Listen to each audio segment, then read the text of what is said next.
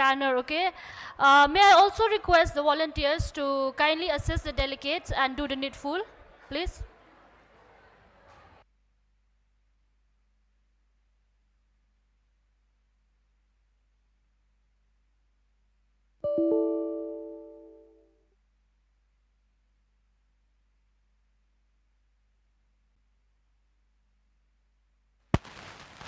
Hello, hello,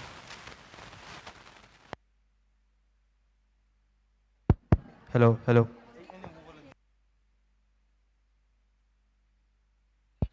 hello, hello, hello, hello, hello,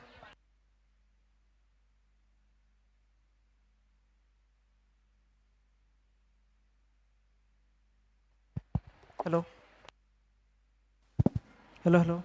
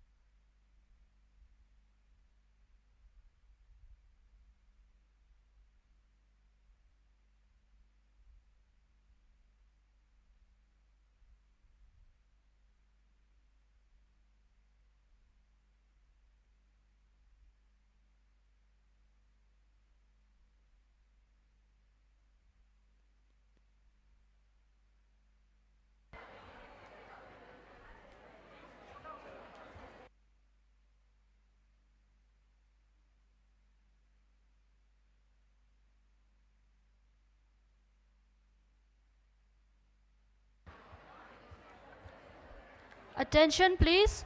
This is the pretest scanner display on the screen. I request all the delegates to please take a few moments and fill the pretest questionnaires. Thank you.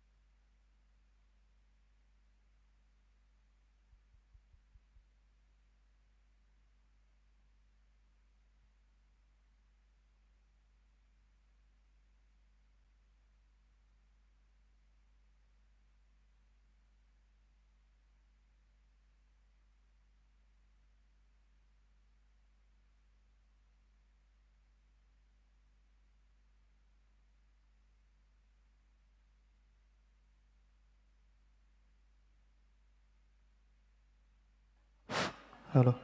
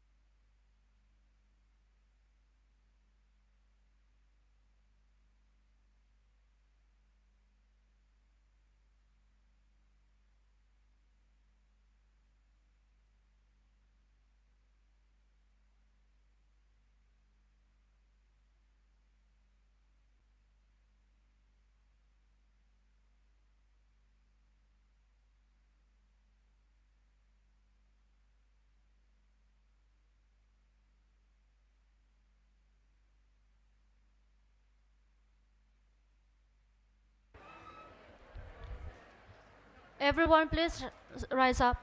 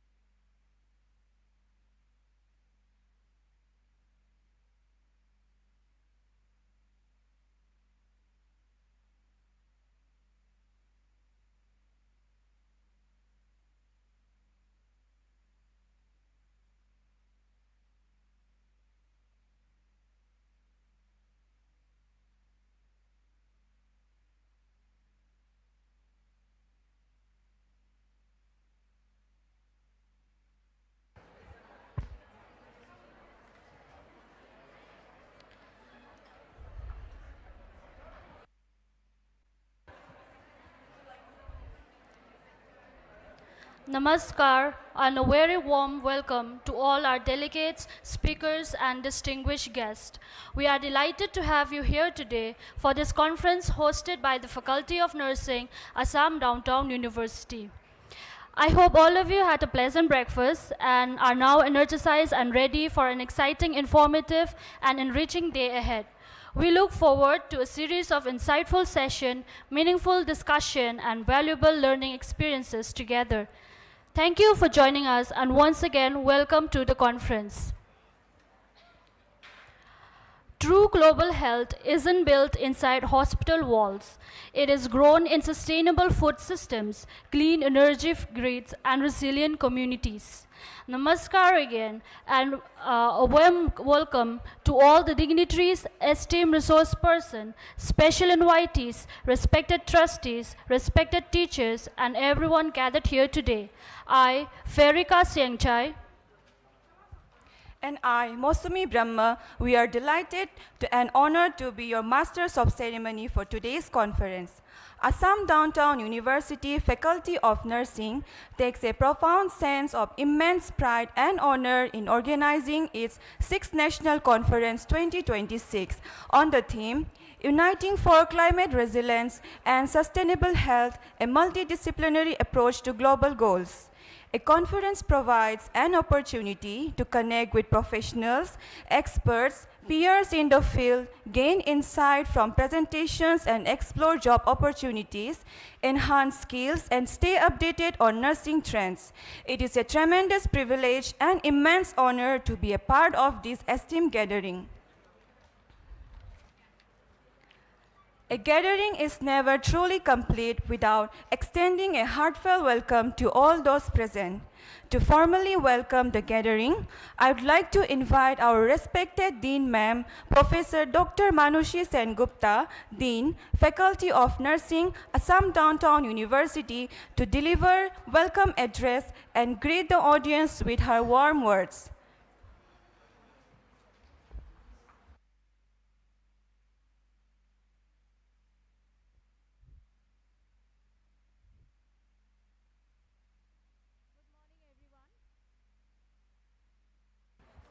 Good morning, everyone. So, Honorable Vice Chancellor Dr. N.C. Talukdar, sir, Honorable Pro Vice Chancellor of Assam Downtown University, Dr. Professor Pranveer Singh, sir, our most respected Executive Dean, Dr. Professor M.K. Modi, sir, our esteemed speakers and most respected and our role model and mentor, Madam Avanti Gopan, all the way from Kolkata, Dr. Farhad Akhtar Zaman sir from AIMS Guwahati, Dr. Nidhi Yadav from New Delhi, distinguished delegates, my dear colleagues, faculties, and beloved students. On behalf of the organizing committee, I extend a warm welcome to one and all on this very special occasion of our 6th National Conference organized by Faculty of Nursing, Assam Downtown University. I would also like to request and thank our most beloved and respected Madam Junu Sharma, Registrar. Even if she's not well, she has kept the promise of attending the inaugural session. Thank you so much, Madam. The Sustainable Developmental Goal are the 17 global goals adopted by the member states of United Nations in 2015 as a part of 2030 Agenda of Sustainable Development. They aim to end poverty, protect the planet, and ensure prosperity and peace by all by 2030. The Sustainable Developmental Goals are highly relevant to the nurses as well, because nurses are at the forefront of the healthcare delivery, and they play a very important role in improving health outcomes, promoting equity, and supporting sustainable communities. The SDGs empower nurses to improve health, reduces inequalities, promotes sustainable healthcare, and contribute to a healthier and more equitable world. Keeping this in mind, the importance of SDGs as well as the scientific clinical applications to meet the ever-changing need of our society, this year National Conference theme has been selected as United for Climate Resilience and Sustainable Health, a multidisciplinary approach to global goals. This conference would provide opportunities for staff nurses, CHOs, nursing in charges, postgraduate students, faculties, nursing administrators, nursing tutors, to focus on the requisite knowledge and competencies for health and peace for all. I wish you all a highly successful and rewarding participation in this conference. I hope you will all gain innovative insights, valuable new knowledge, and create lasting memories. I once again welcome on behalf of entire Assam Downtown University family to all of you for this wonderful conference. Wishing you a productive and enjoyable experience. Long live Assam Downtown University. Have a great day ahead. Thank you.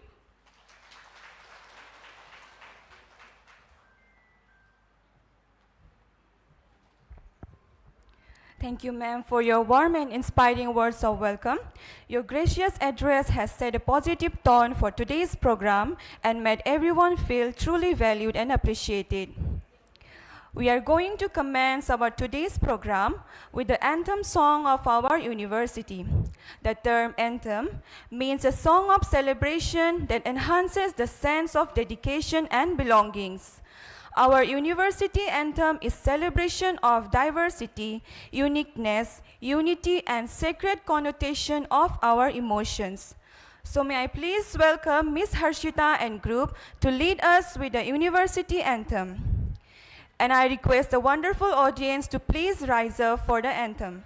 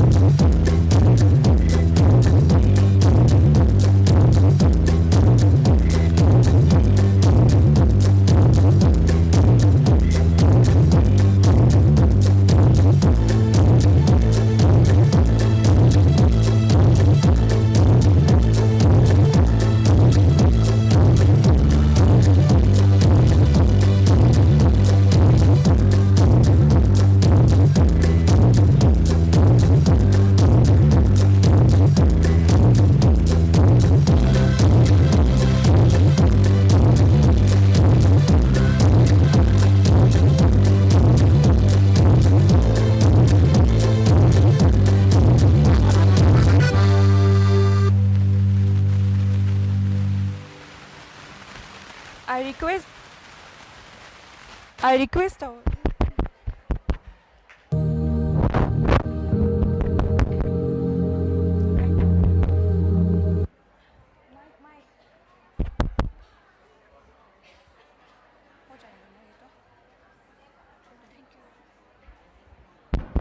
Thank you, students.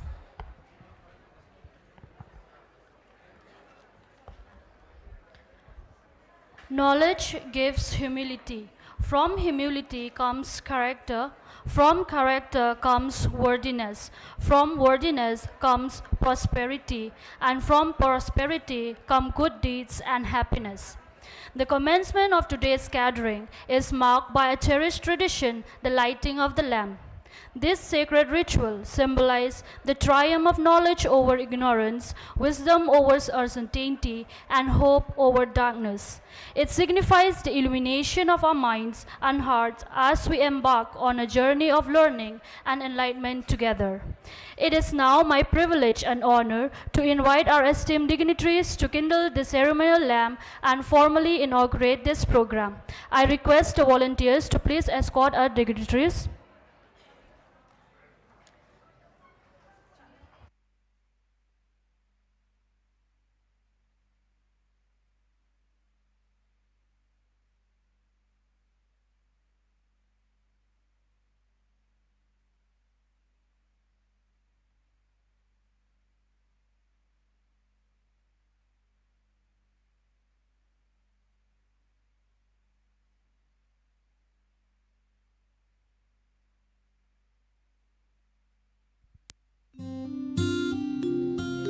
या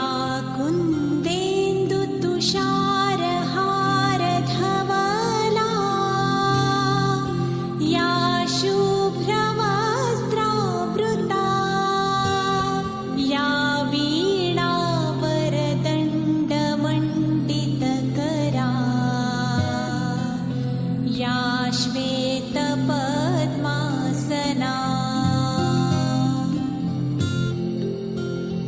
या ब्रह्माच्युतशङ्कर प्रभृतिभिः देवैः सदा वन्दिता सा मां पातु Saraswati Bhagwati निःशेषजाड्यापहा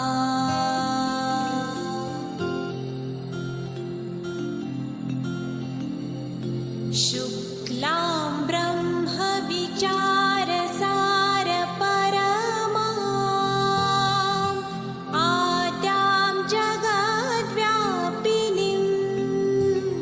वीणापुस्तकधारिणीमभयदां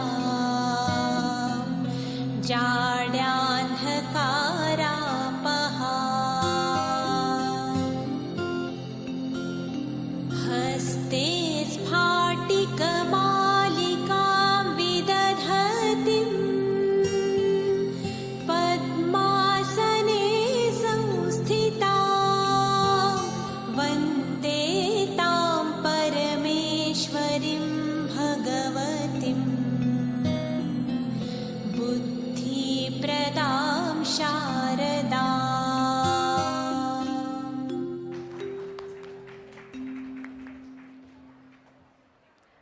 Thank you. I request the volunteers to please escort our dignitaries to their seat. We extend our heartfelt gratitude to all the dignitaries for lighting the lamp and symbolically ushering in the spirit of knowledge, inspiration, and excellence. Let us now proceed with the program. Every successful event begins with enthusiasm, energy, and celebration. Dance is a beautiful expression of joy, culture, and creativity that brings people together, that sets the perfect tone for the occasion. To add grace and vibrancy to our inaugural ceremony, it is my pleasure to invite Ms. Prerna and her team to present the inaugural dance. Let us welcome them with a big round of applause.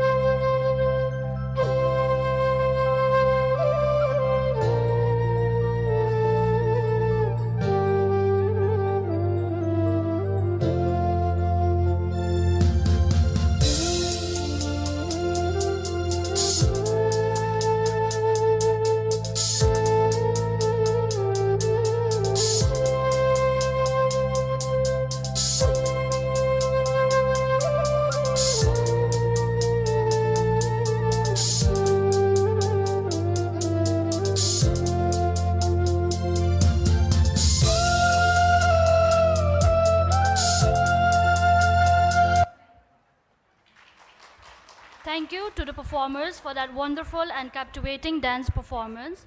Your graceful presentation has added color, energy, and elegance to the inauguration of today's program.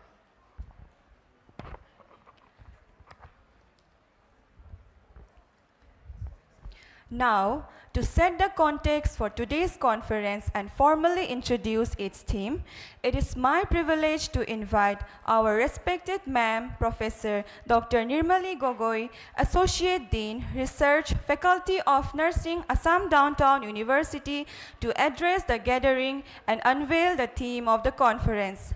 Ladies and gentlemen, please join me in welcoming ma'am with a warm round of applause.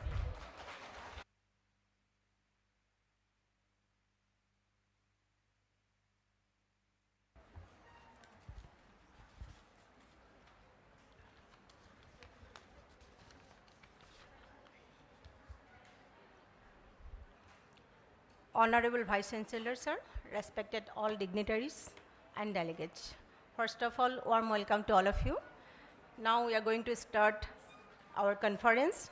It is the 6th National Conference organized by Faculty of Nursing, Assam Downtown University. Our conference title is Uniting the Climate Resilience and Sustainable Health, a Multidisciplinary Approach to Global Goals. We all know climate change is one of the most pressing global challenges affecting human health, ecosystem, food security, water resources, and economic stability. Building climate resilience and promoting sustainable health are therefore essential for achieving long-term development and well-being. This topic highlights the importance of integrating expertise from multiple disciplines, including environmental science, public health, medicine, engineering, economics, and social sciences to address complex climate-related challenges effectively. Because a multidisciplinary approach enables governments, organizations, communities, and researchers to develop innovative solutions that reduce climate risks while improving health outcomes. It supports the achievement of global frameworks such as the United Nations Sustainable Developmental Goals, particularly those related to the health, climate actions, clean water, sustainable cities, and reduce inequalities. The significance of this topic lies in its emphasis on collaboration, prevention, and sustainability. By uniting effort across sectors and disciplines, societies can strengthen their capacity to adapt the climate change, protect vulnerable populations, promote healthier environment, and create a more sustainable and resilient future for generations to come. Although we are not able to include all disciplines, we are honored to have eminent speakers representing 3 distinct fields. Their presentation will address 3 different aspects of the conference and provide diverse perspectives on the key themes. The first, next slide. The first plenary session is on community health equity and multidisciplinary.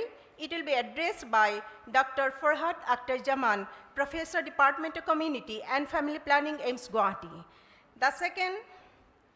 The second plenary session is Transforming Nursing Education and Workforce Sustainability, will be covered by our respected Madam Avanti Gopal, Nursing Consultant, Principal Assessor, NABH.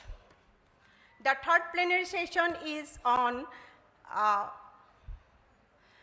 planetary health, climate action, disaster response, will be delivered by Dr. Nidhi Jadhav, Associate Professor, International Institute of Health Management Research, New Delhi.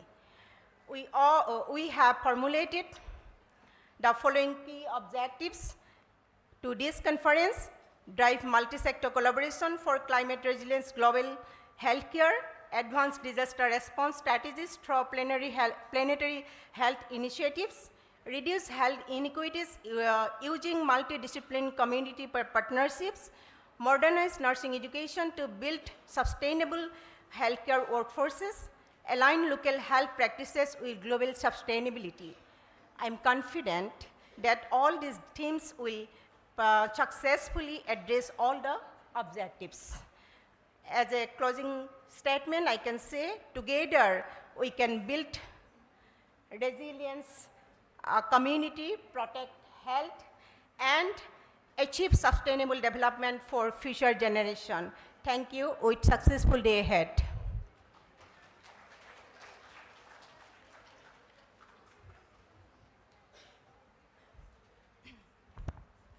Thank you, ma'am, for your enlightening and thought-provoking address.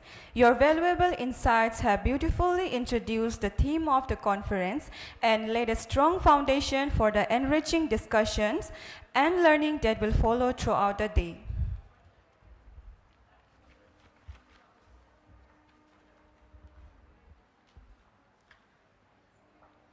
A distinguished gathering becomes even more meaningful with the presence and guidance of eminent personalities whose experience and wisdom inspire us all.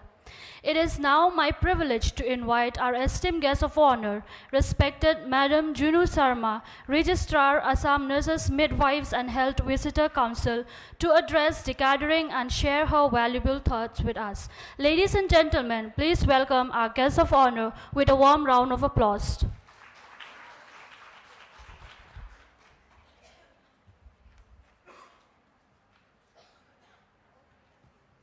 Namaskar. Respected Honorable Vice Chancellor of Assam Downtown University, Pro Vice Chancellor, respected Dr.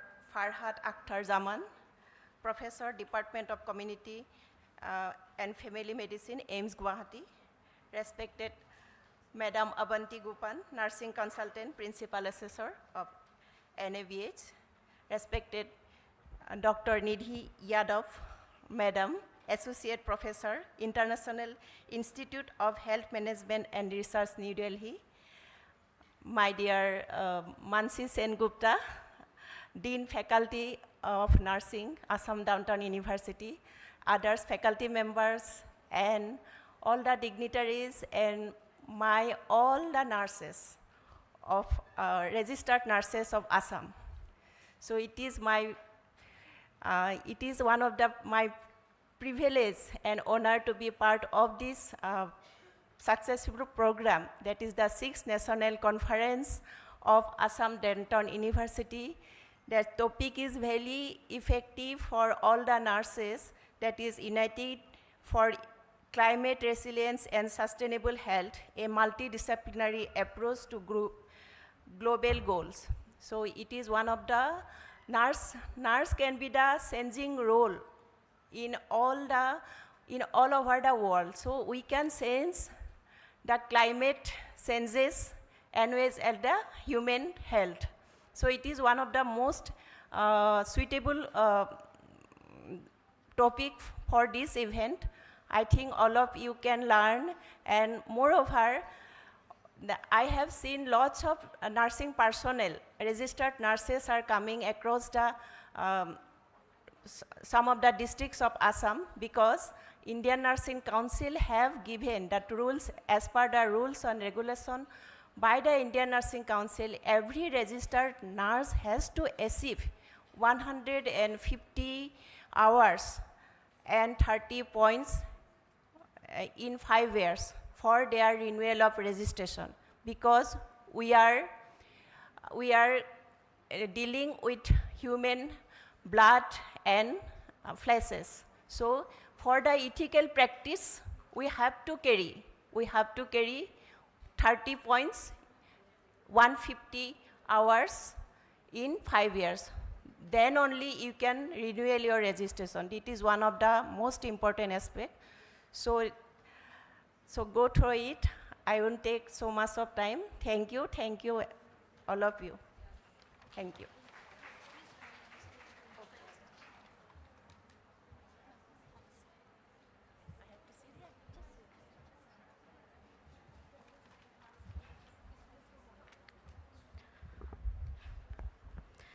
Thank you so much, ma'am, for your inspiring and insightful address. Your words of wisdom and encouragement have greatly enriched this occasion and will undoubtedly motivate us in our professional and academic pursuit.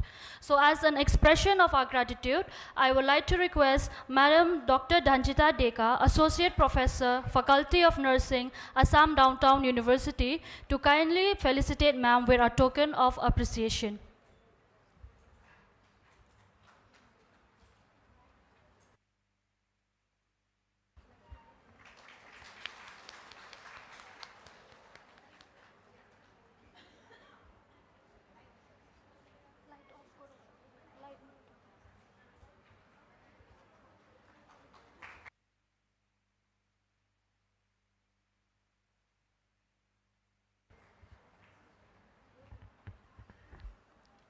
Thank you, ma'am, for doing the honor. Once again, a heartfelt thanks to Madam Junu Sarma for your time. I now call upon Ms. Meghna to please escort ma'am back to her seat. Thank you.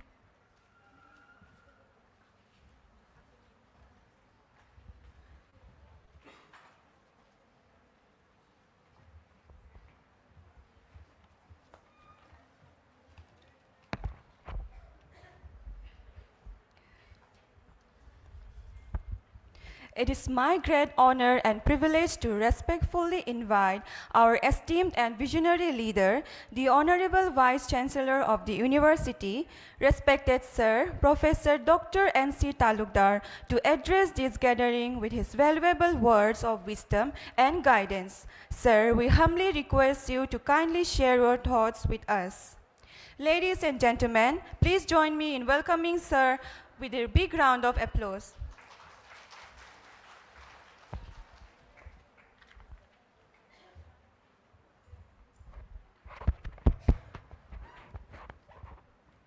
Namaskar and good morning to you all. Respected Mrs. Junu Sharma, guest of honor of this function who just spoke to us.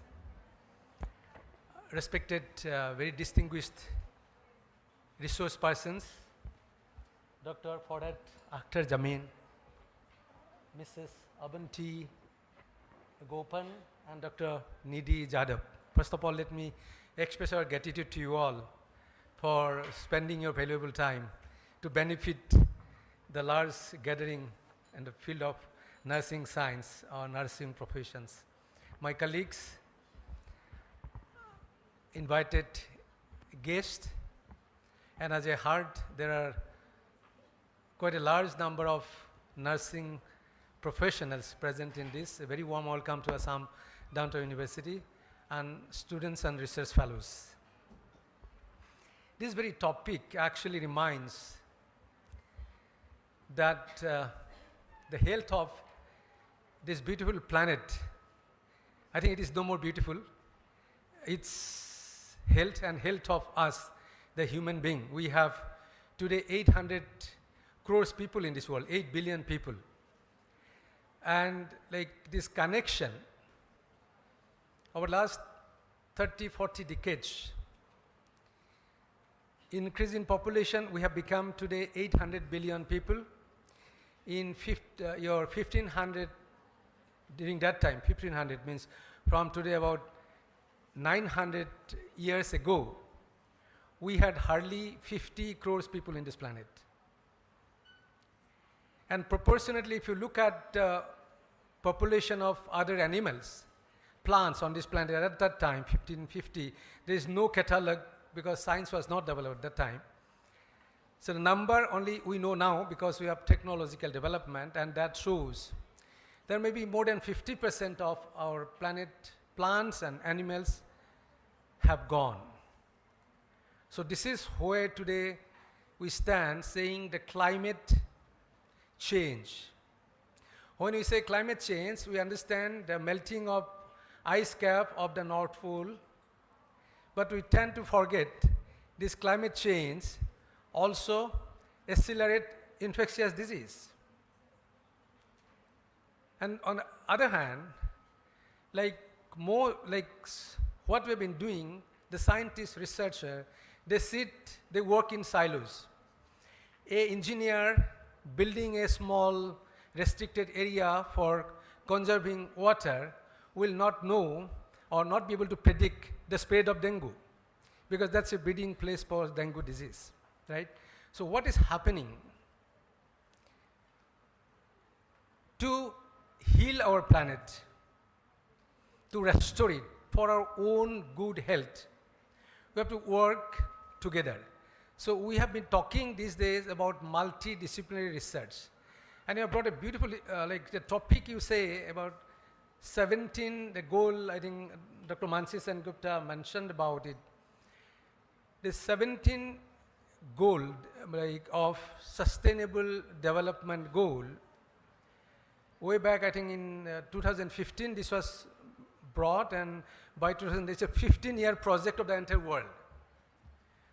So this 17 goal, if you can achieve by 2030, then we expect that some amount of healing will occur to the damaged planet of ours, right? So this involved, and it's our life actually. These 17 goals means this determine our health, our happiness, our peace, everything, and ultimately Mother Earth, health and happiness. Let us link that way. So what is required? You must, I think all of you are aware about the national education policy, and these days we use a word, design thinking. So this design thinking is nothing but involvement of expert from multidiscipline to bring solution of a problem. Let me give you a very concrete example. In this climate change, one symptom of climate change is rise in temperature because of dumping of a lot of carbon dioxide. 1901, when Industrial Revolution started, all these, the planet, like our Mother Earth, in the bosom of our Mother Earth, all these hydrocarbons were there. We have dug them out, we have burned them, and carbon dioxides are released. That's one main cause, right? So one symptom of climate change is rise in temperature, carbon dioxide, carbon monoxide, methane concentration increase. The other important aspect of this is the extreme events. I said I will give you an example. What is these extreme events?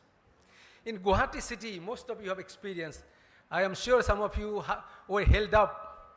Rain started at 7 for 3 hours up to 10, and then you could not go home. You had to take shelter because you have to park your car in the big, long overbridges. Luckily, these overbridges has come last 4 or 5 years, and that becomes a like shelter ground in the distress. Now, it never happened in the past that in 3-4 hours time, you get rainfall of 20-30 days. So when you have rainfall of a long period of time in a single hour, the drainage system cannot carry them. So it goes to the roads where we walk, where we ply our cars.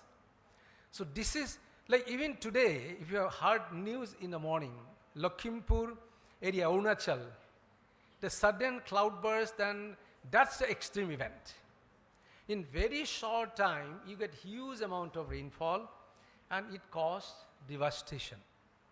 Now, this physical infrastructure damage we can see, but the distress, the trauma of the patient in hospitals in those areas, right? This is what actually we are talking.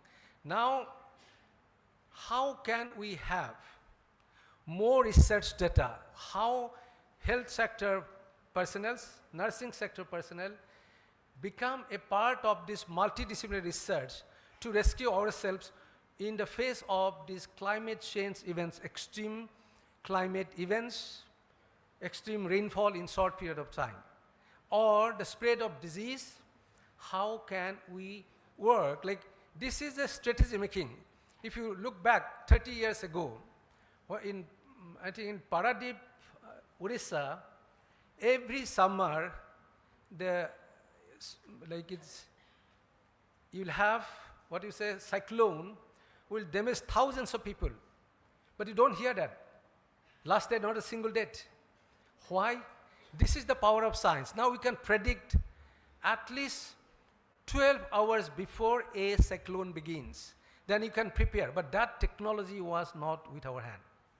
Now the purpose of this kind of conference, this kind of gathering of intellectuals, is to devise ways and means to motivate us, to sensitize us, to attract us towards research and bringing solution to our own problems. And I'm sure the three experts who will be speaking in a short while from now will provide their thoughts, and all those who are present, you will be immensely benefited. With these words, I wish a grand success of these very important functions. Thank you very much.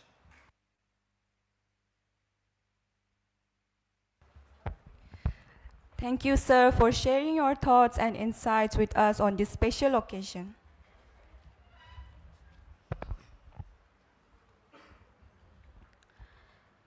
It gives us immense pleasure to announce the release of our Episteme magazine 6th edition, a publication that reflects the creativity, achievements, and academic spirit of our institution.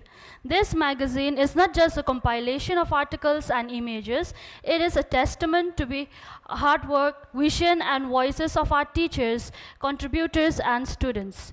To formally release the magazine, I now invite our esteemed dignitaries on stage to do the honors and unveil the magazine. I request a volunteer to please escort the dignitaries to the stage.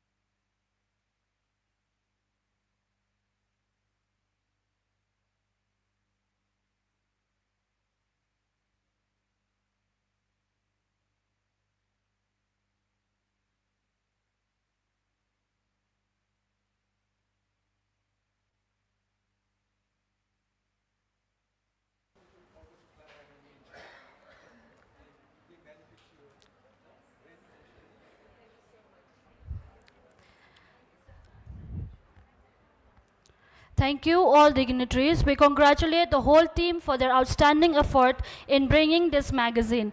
And we encourage everyone to take time to read and appreciate the thoughtful content inside. Thank you so much.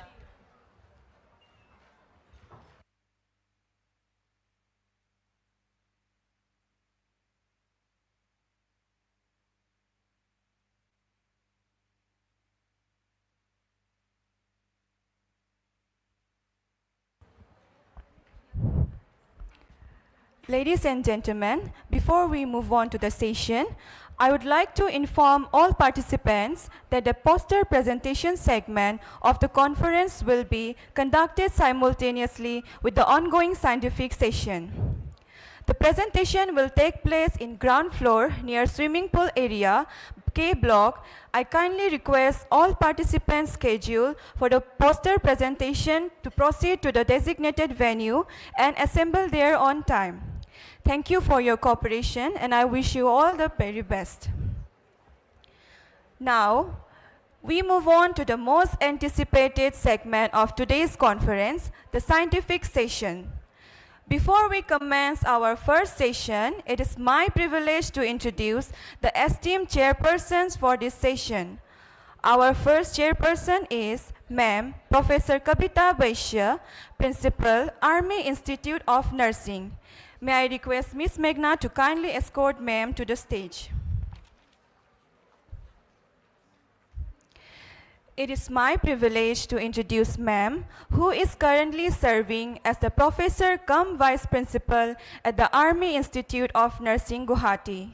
She began her professional career as a sister tutor at Assam Imdadiya Hospital Committee Nurses Training School, Guwahati, 1994 to 1995, and subsequently served as a staff nurse at Guwahati Medical College and Hospital, Guwahati, 1995 to 2008.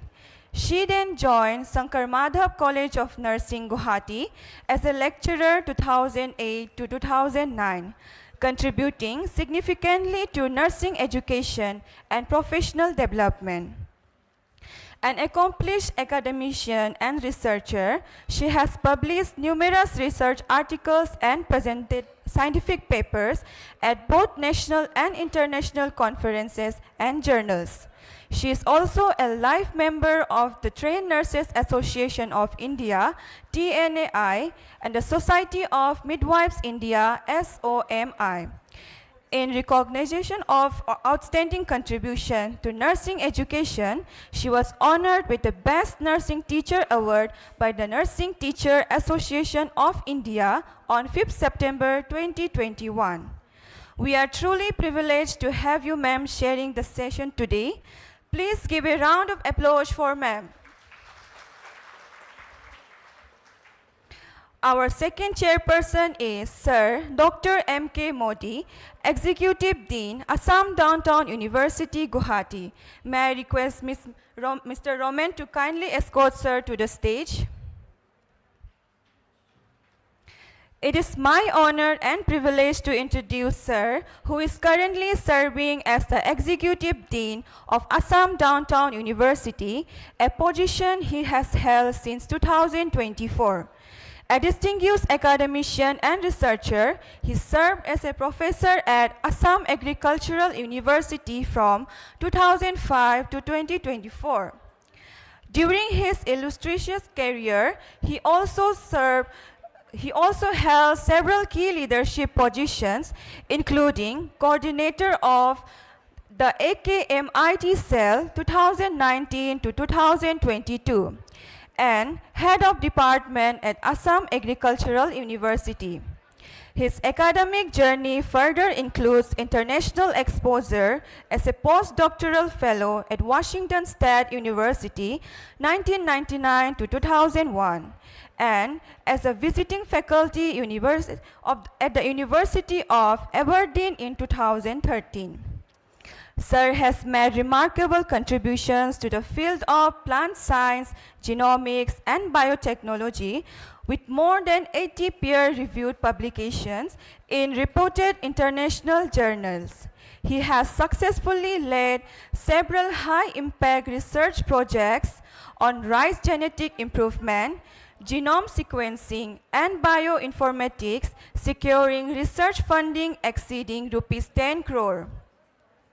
In recognition of his academic excellence and research potential, he was awarded the prestigious G.S. Khush Award for Best PhD Student in 1995.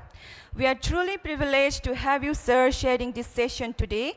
Please give a round of applause for Sir.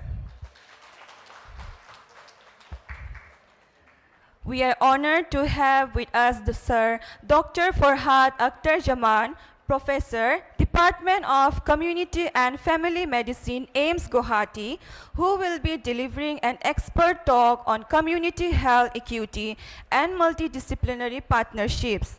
We are grateful for your presence and look forward gaining valuable insights from your presentation, sir.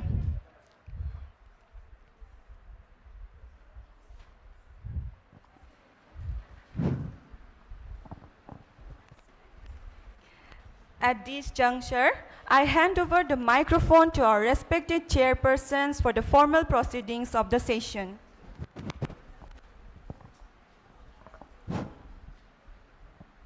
Honorable Vice Chancellor, Assam Downtown University, Executive Dean, Assam Downtown University, esteemed resource person, distinguished guests, delegates from various institutions, faculty members, and organizing team. A very warm welcome Hello, to one hello. and all present here. It's our privilege to chair this session on community health equity and multidisciplinary. To enlighten us on this topic, I am pleased to introduce Dr. Farhad Akhtar Jaman, Professor of Community and Hello, Family hello. Medicine, AIMS Guwahati.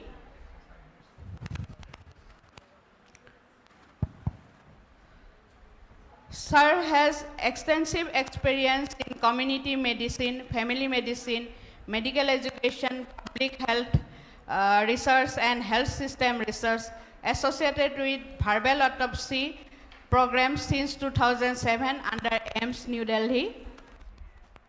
And Sir is the central team member for annual sentinel surveillance of HIV inspection under NISFW and AIMS New Delhi since 2010.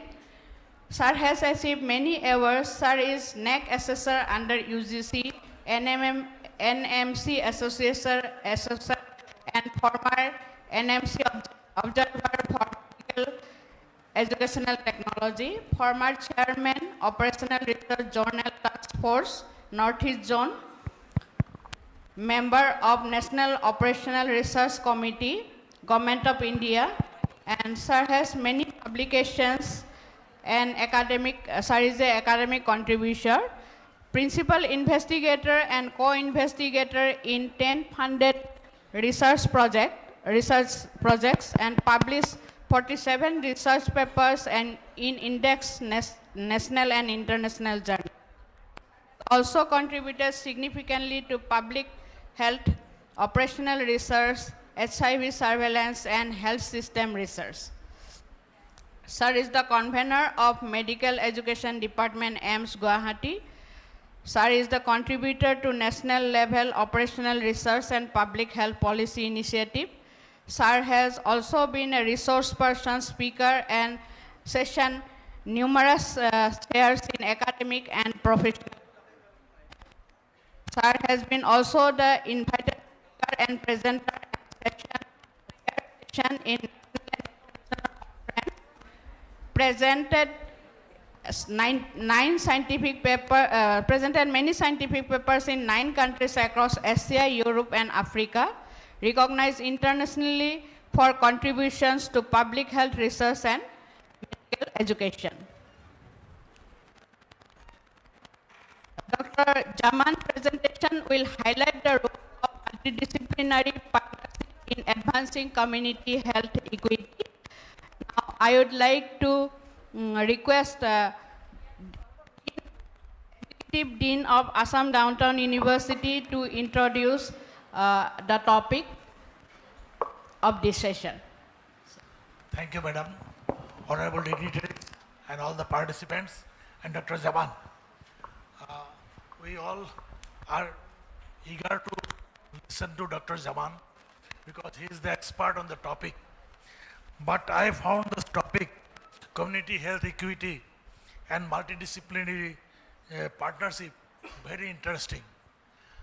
See, today, our life expectancy depends more on where we live rather than our DNA, because the environmental situation, the pollution level, the transport facilities, the health facilities, etc. differ from place to place, and based on all these, our life expectancy differs.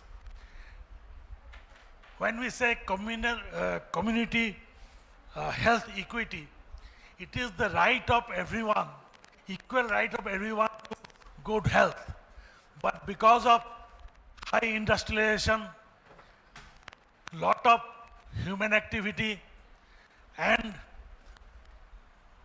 resultant global warming and climate change, all of us do not have access to the same healthcare as well as same good environment as well as good food, leading to severe health inequity among the communities.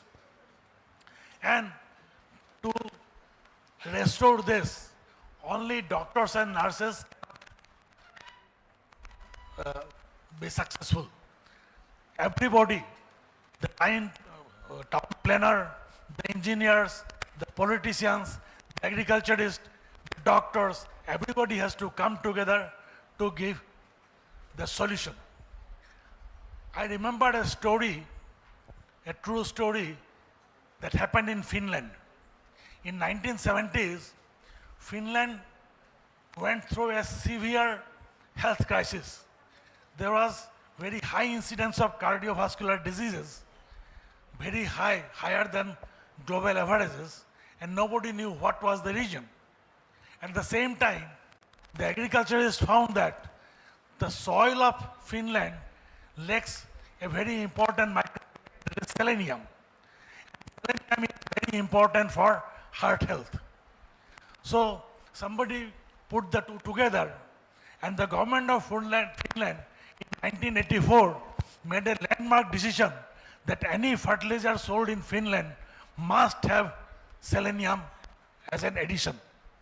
And within 2-3 years, the selenium content in the feed, in the food increased, and because of that, heart health became normal. So you will not find a better example of multidisciplinary approach to community health equity than this example. With this, I hope that we now understand the subject a bit better, and Dr. Jaban is the expert on this, and he will enlighten us about this much more. Please, Dr. Jaban.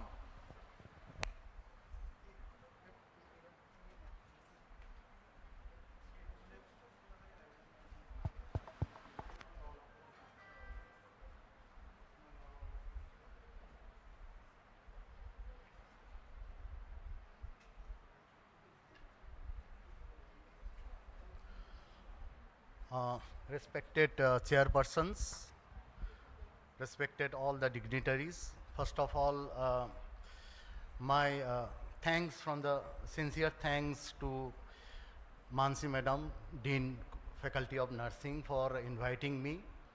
For the first time I am here in this campus, and it reminds me of my more than 10 years association with a similar campus in Sikkim, that is Sikkim Manipal University.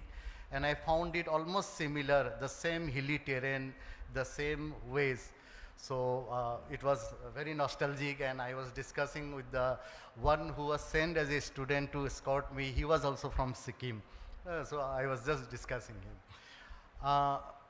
My topic, actually, I have already conveyed to Madam. Actually, I am expertise in infectious disease, tuberculosis, HIV. And when I was given this topic of health equity, community equity, and multidisciplinary approach, I was thinking my approach, how I would approach towards the topic. Because when just speaking for the sake of speaking does not give joy neither to the audience nor the speaker. Because when you are expertise in something, you speak not from the slide, from your experience, from your research that you have been doing for the past 2 decades. Then I try to synchronize between this topic. So how I will approach, let me tell you. First, I will discuss in a few slides what exactly is equity. How does it differ from equality? Then I'll go through what exactly is multidisciplinary approach or intersectoral coordination, which sir was mentioning, madam was mentioning.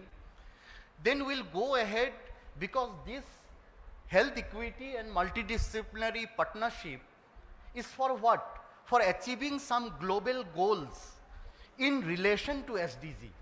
So we'll go through a brief journey towards the sustainable development goals. Not all the goals, only the health related, the 3rd goal. And if you see the health related goals, where do we stand as a country? India, where do we stand now? How far we need to go? And if you see the goals, there are some important target indicators, and one of them or two of them is HIV and TB. So I will go through a journey of the global, Indian and northeastern scenario of HIV, tuberculosis and the non-communicable disease. This is how I have planned, and I have found my own connection to the topic, which at first I thought I am aligned to. And I agree with sir that the life expectancy of you and me does not only depend on the DNA, but the country where you live. And when sir was referring to Finland, I remember my 2025 November journey to Finland, to Helsinki and Rovaniemi. Helsinki was my, for official purpose. Rovaniemi, I went to see the northern lights, aurora. But same that climatic change, in November you do not expect snowfall. Because of those, all those climatic change, I went by evening flight just to see the aurora, the northern lights in Rovaniemi, because that is the Arctic region. And next day morning flight, I need to come back to Helsinki because I have to attend my conference. But unfortunately, too much snowfall, be-mausam snowfall, and I couldn't see the aurora. Just had a feeling that I am in northern pole. So that experience I see, I was a bit thirsty, I wanted water. There is a tap water. India में कभी हम सोच सकते हैं कोई भी कि हम टैप वाटर हो और हम वहाँ से पिएंगे? We can never imagine that. But in Finland or in other European countries or other in Western developed countries, we do not have that hesitation, because we know that this is almost like mineral water. People are drinking and I can drink safely. So let us bring change to that extent that in India, in our motherland too, we can think one day of such a situation where you and me can drink from the tap. And that is how it has started. This Swachha Bharat, I was telling to someone, my driver, when I was driving, I gave him a chips because I was having two, I was having one and I gave him. Uske baad he was about to throw outside. I told, please, please, आप भी throw मत कीजिए, मैं भी नहीं करता हूँ, बाद में जहाँ डस्टबिन मिलेगा हम वहाँ थ्रो करते हैं. So this Swachha Bharat started just after 2014. The results we might see another 20 years, but the results has already started slowly, that it has impacted our mind in changing our thought process that I should not throw. मेरे बच्चे को नहीं बोलना पड़ता, because they are already into the process. But people like us who are used to throwing outside anything and everything, not thinking the consequence, कम से कम वो thought process तो आया हमारे में कि no, I should not throw those garbage outside. I should find some place where I should throw. This thought process, when it will come to more than 80% of the citizen of this country, it might take another 12 years, it might take another 20 years, then we can achieve what we think unachievable right the moment. So I am a bit off track from the topic, but I thought let me start with something which is relevant with the topic, not directly or indirectly. Now coming back to my topic, what exactly is equity? Principle of being fair with reference to a defined or recognized values. See, there is difference between equity and equality. If you see my next slide, we'll understand what is the difference between equity and equality. A baseball match is going on. You can see 3 persons of different age group and height are trying to watch that match. The first one, in the first scenario, we have equally given them something on which they can stand and watch that match. If you can appreciate the first person, he doesn't need anything. Without that slab also he can watch. The second person, yes, he needs ek chahiye usko. and the third person उसको एक नहीं दो चाहिए. So when we equally distribute whatever we had to all our beneficiaries, it might work for some, it might still not work for some, and it might be unnecessarily excess for someone who doesn't need it. But when it comes to equity, if you see in the second scenario, the first person वो तो ऐसे भी देख रहा है match, उसको कुछ देने की जरूरत नहीं है. The second person, I need to give only one slab, and the third person, because मेरे पास resource scarcity है, I have got only 3 blocks, I have to divide them not equally but from my approach of equity. So the third person, I will give him 2 slabs so that he can also watch that baseball match in the same ease at the first and the second. This is what is equity. And if you see health equity in relation to health access, in relation to healthcare delivery, and in relation to how we can deliver health and people can access health. So this is nothing but equity when it comes to health. So I won't bore you by the definitions of all those things. Let me move ahead. As I told you, equity in healthcare delivery, equity in healthcare utilization, and healthcare financing. Now, what is the genesis of this equity? ये equity आखिर आया कहाँ से? Where does this concept has come? If you remember, 1978 Alma-Ata conference, a famous decision, that is primary health care, was taken. And in that, one of the principle of primary health care, number 1 is equitable distribution. So this concept of equity is not something new. It came way back in 1978 when I was a 2-3 years kid, not knowing anything. So at that time this equity concept came, and what exactly was this equity concept? That health service must be shared equally by all people irrespective of their ability to pay, and all must have access to health services. So regarding accessibility, regarding my paying capacity, the one who is in urban area is at an advantageous position than the one who is in rural area, or even in urban area, the underprivileged slum people are not at equal footing with the privileged section of the urban area. So I cannot allocate same resources to rural people. अगर rural people को मैं एक hospital बना के देता हूं और उसका काउंटर पार्ट जो अर्बन एरिया है उसमें भी एक हॉस्पिटल बना के देता हूं, this is not equity. Already the urban area has got lot of hospital. In Guwahati itself, we had only 1 medical college, now there are 4 medical colleges.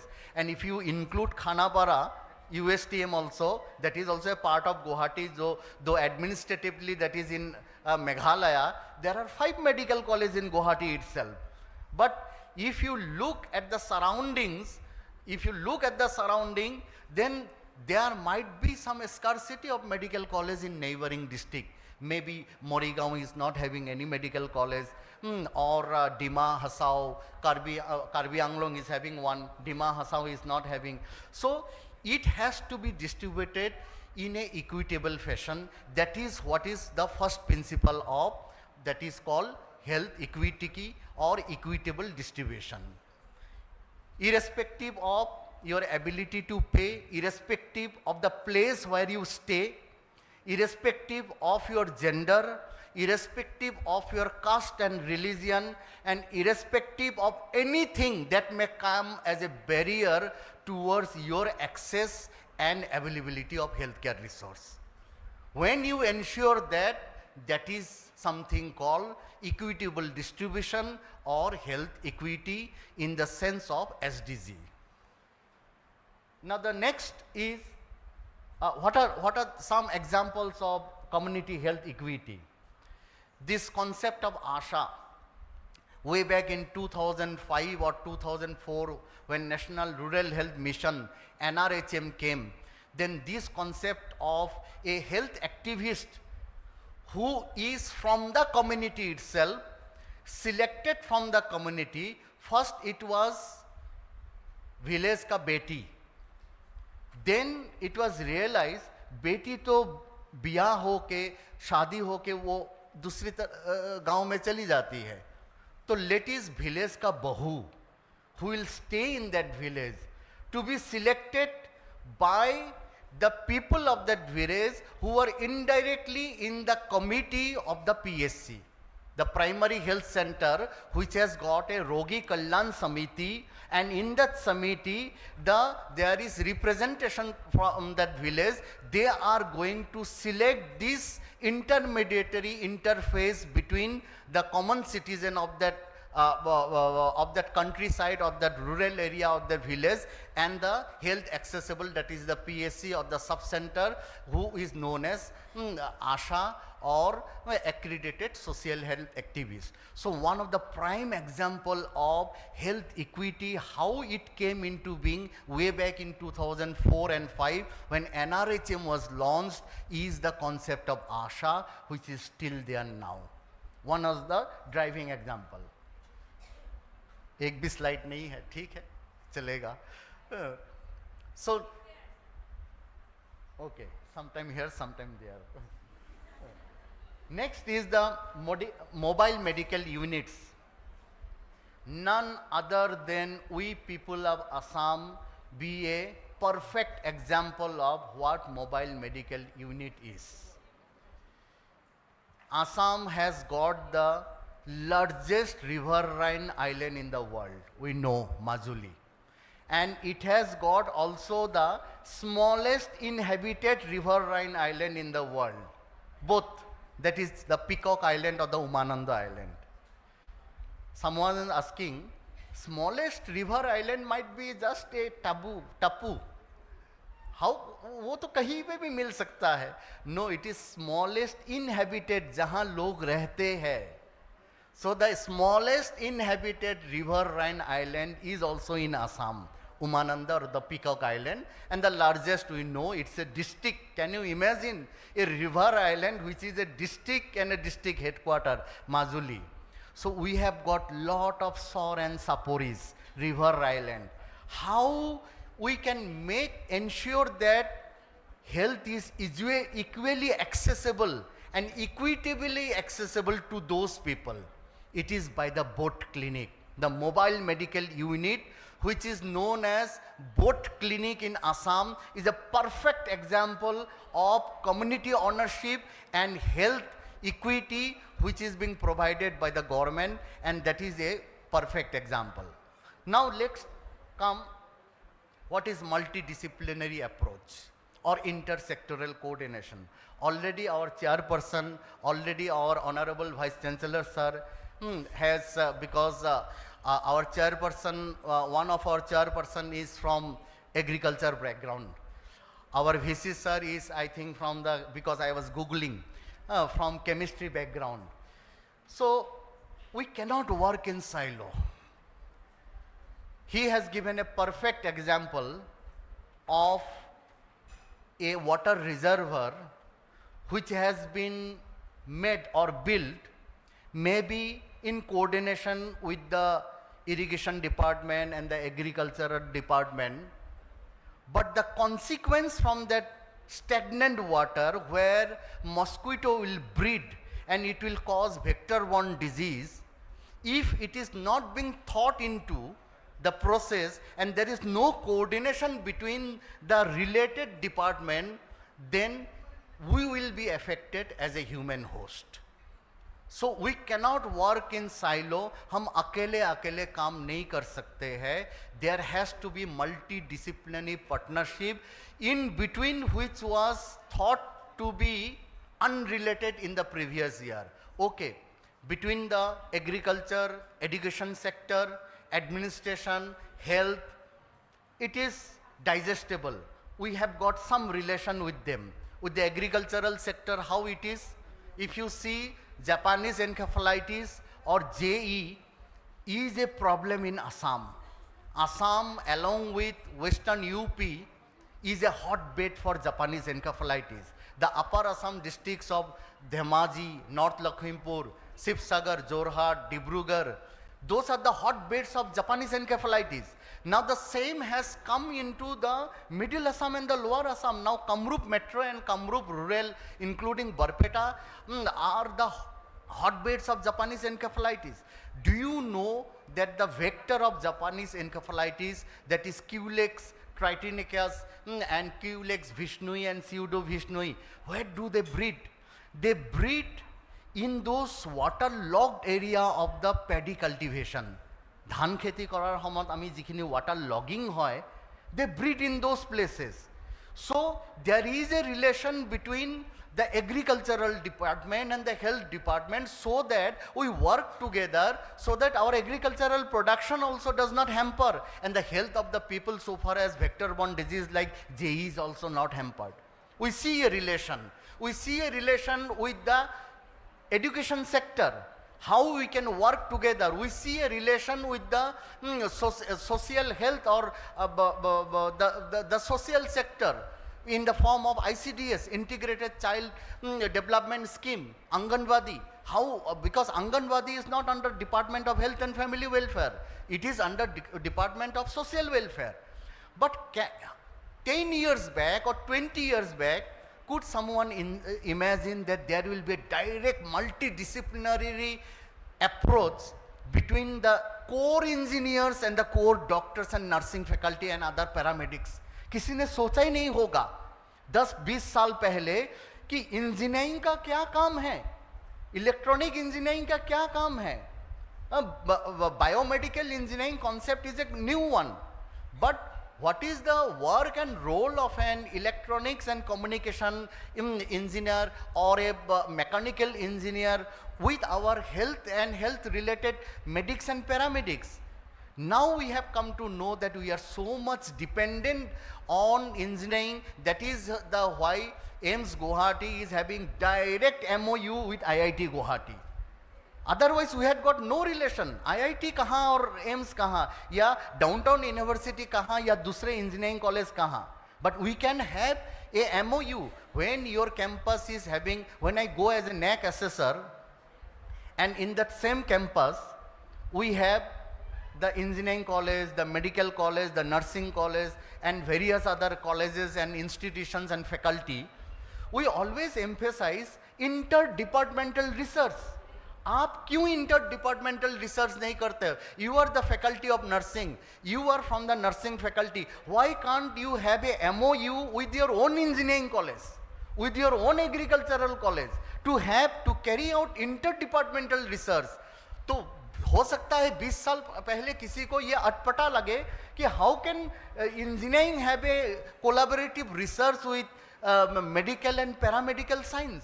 There is no scope. There is 100% scope, and this is how we are coming up and we are progressing. Without the engineers, we would have been nowhere. Without, now AI is coming slowly, and maybe our role as a medics and paramedics will get diminished. But the thing is that human touch has always to be there. We cannot avoid that. That is a different topic. So this multidisciplinary approach, though its genesis is the same Alma Ata conference of the primary health care, but it has taken its shape in recent years in the form of multidisciplinary, what it is called interdisciplinary research, interdisciplinary team, intersectoral coordination. It also had its genesis in the primary health care. One of the, you can see, one of the principles of primary health care is intersectoral coordination way back in 1970s. But that has come up in a new avatar, in a new form, in the form of multidisciplinary approach or multidisciplinary team, in the form and the examples that I have already told you, ki how we can have interdisciplinary research with our own engineering people, with the people from the agricultural background, with the people from the education sector and from other. All are related. We cannot work in silo. हम अकेले काम नहीं कर सकते, वो जमाना गया. We need to work together. Unless and until we have interdisciplinary research, then we carry a negative point. As a NAC assessor, I tell you, जो as a university, number 2 criteria जो research का है, definitely there is going to be a negative point. आप कितना भी research कर लो, अगर आपके खुद के university में multidisciplinary है, new education policy is talking about that only.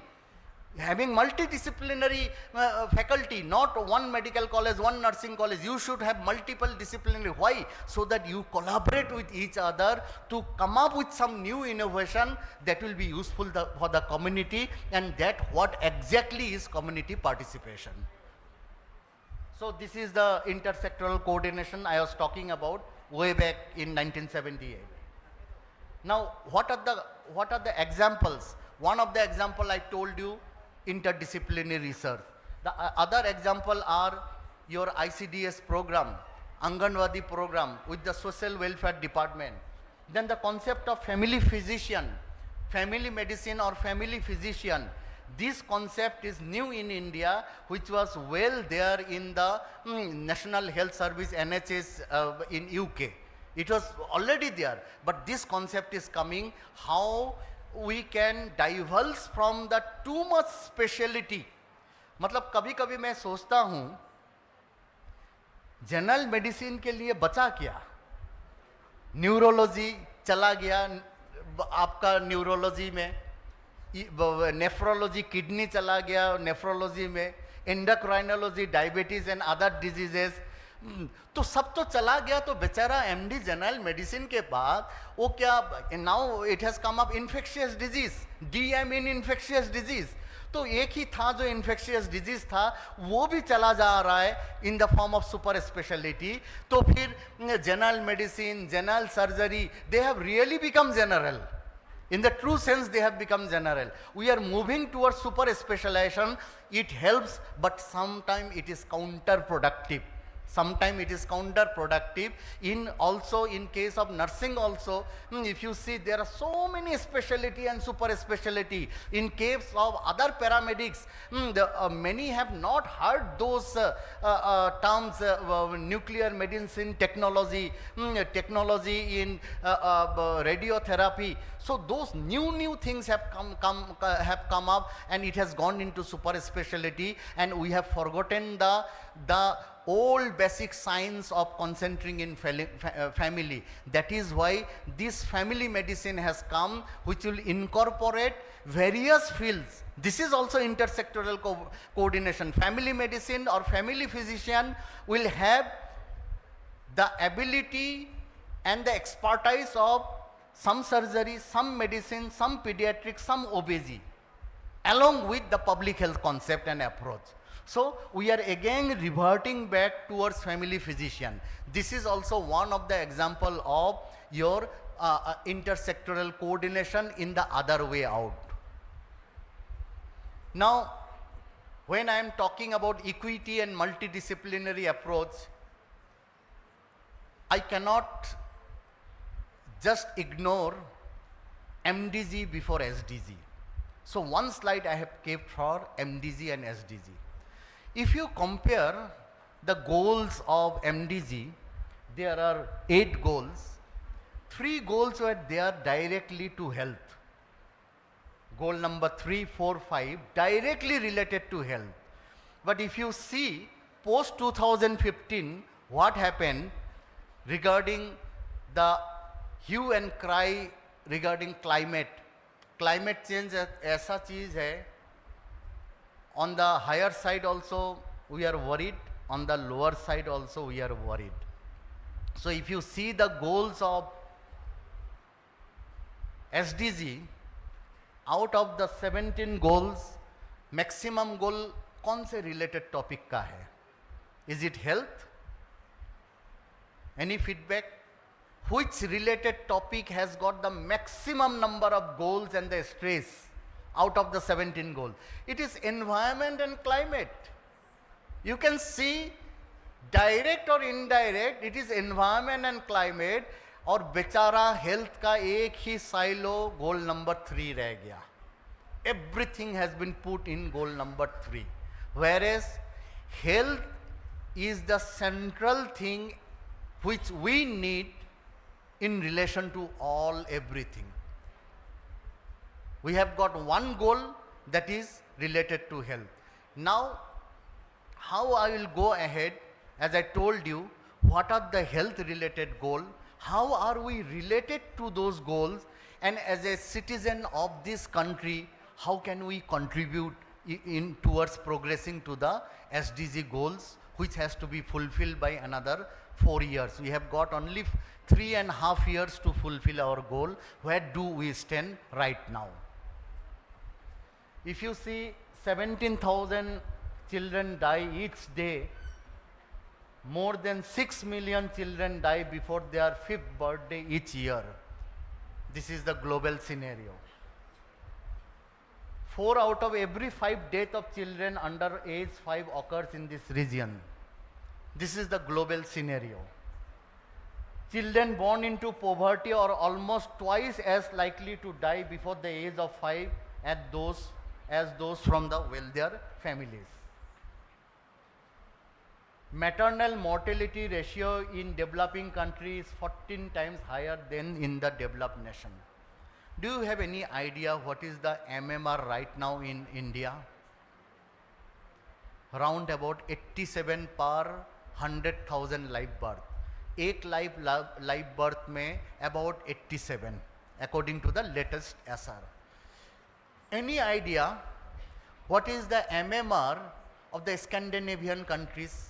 जब फिनलैंड का बात आ ही गया तो चलो फिनलैंड के साथ ही थोड़ा कंपेयर कर लेते हैं. Finland, Sweden and your Norway, they are regarded as the happiest country in the world. Happiest index, less than 5. Less than 5 in India, we are 87. We have progressed a lot. लेकिन मंजिल दिल्ली अभी भी बहुत दूर है. If we compare with other developed nations in our own Asia, Japan, it is less than 10, 7, 8, 9, UK, US, a bigger country with a bigger population, China, less than 25. Even our Southeast Asian countries, in which region we are, Malaysia and Sri Lanka, it is less than 40. If we always compare with countries like Nepal, Bangladesh, Pakistan, तब तो self gratification होगा, हम बहुत बेहतर कर रहे हैं. We have to compare with those nations who are doing far better than us. We cannot achieve self gratification by comparing with those underdeveloped and failed nations. It cannot be the approach. So where do we stand and how far we need to go? So some underdeveloped country like Chad and Sudan is having more than 500 per 100,000 population MMR, maternal mortality. So this is where we stand and where do we need to bring it down for our SDG 70. We are on track. I am happy to announce that India is on track of achieving MMR of the SDG goal of 70 per 100,000 live birth. Another 3.5 years and hopefully we will be able to achieve or nearing that. As I told you, that is our goal. Then neonatal mortality as low as 12 per 100,000 live birth, per 1,000 live birth. Right now, we are having about 27. इसको half से भी ज़्यादा करना है. ये मैं और आप मिला के अगर जोड़ नहीं लगाएंगे, then who else will do? We, the people who are specialized for this, if we do not work together, if we do not work towards achieving this goal, if we do not want to be embarrassed in front of the other countries, then who else will do in achieving this target where we are not even, we are more than double.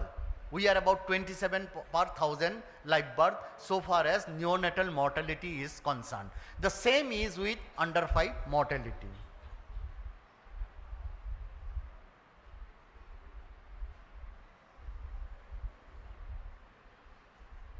Now, where are we?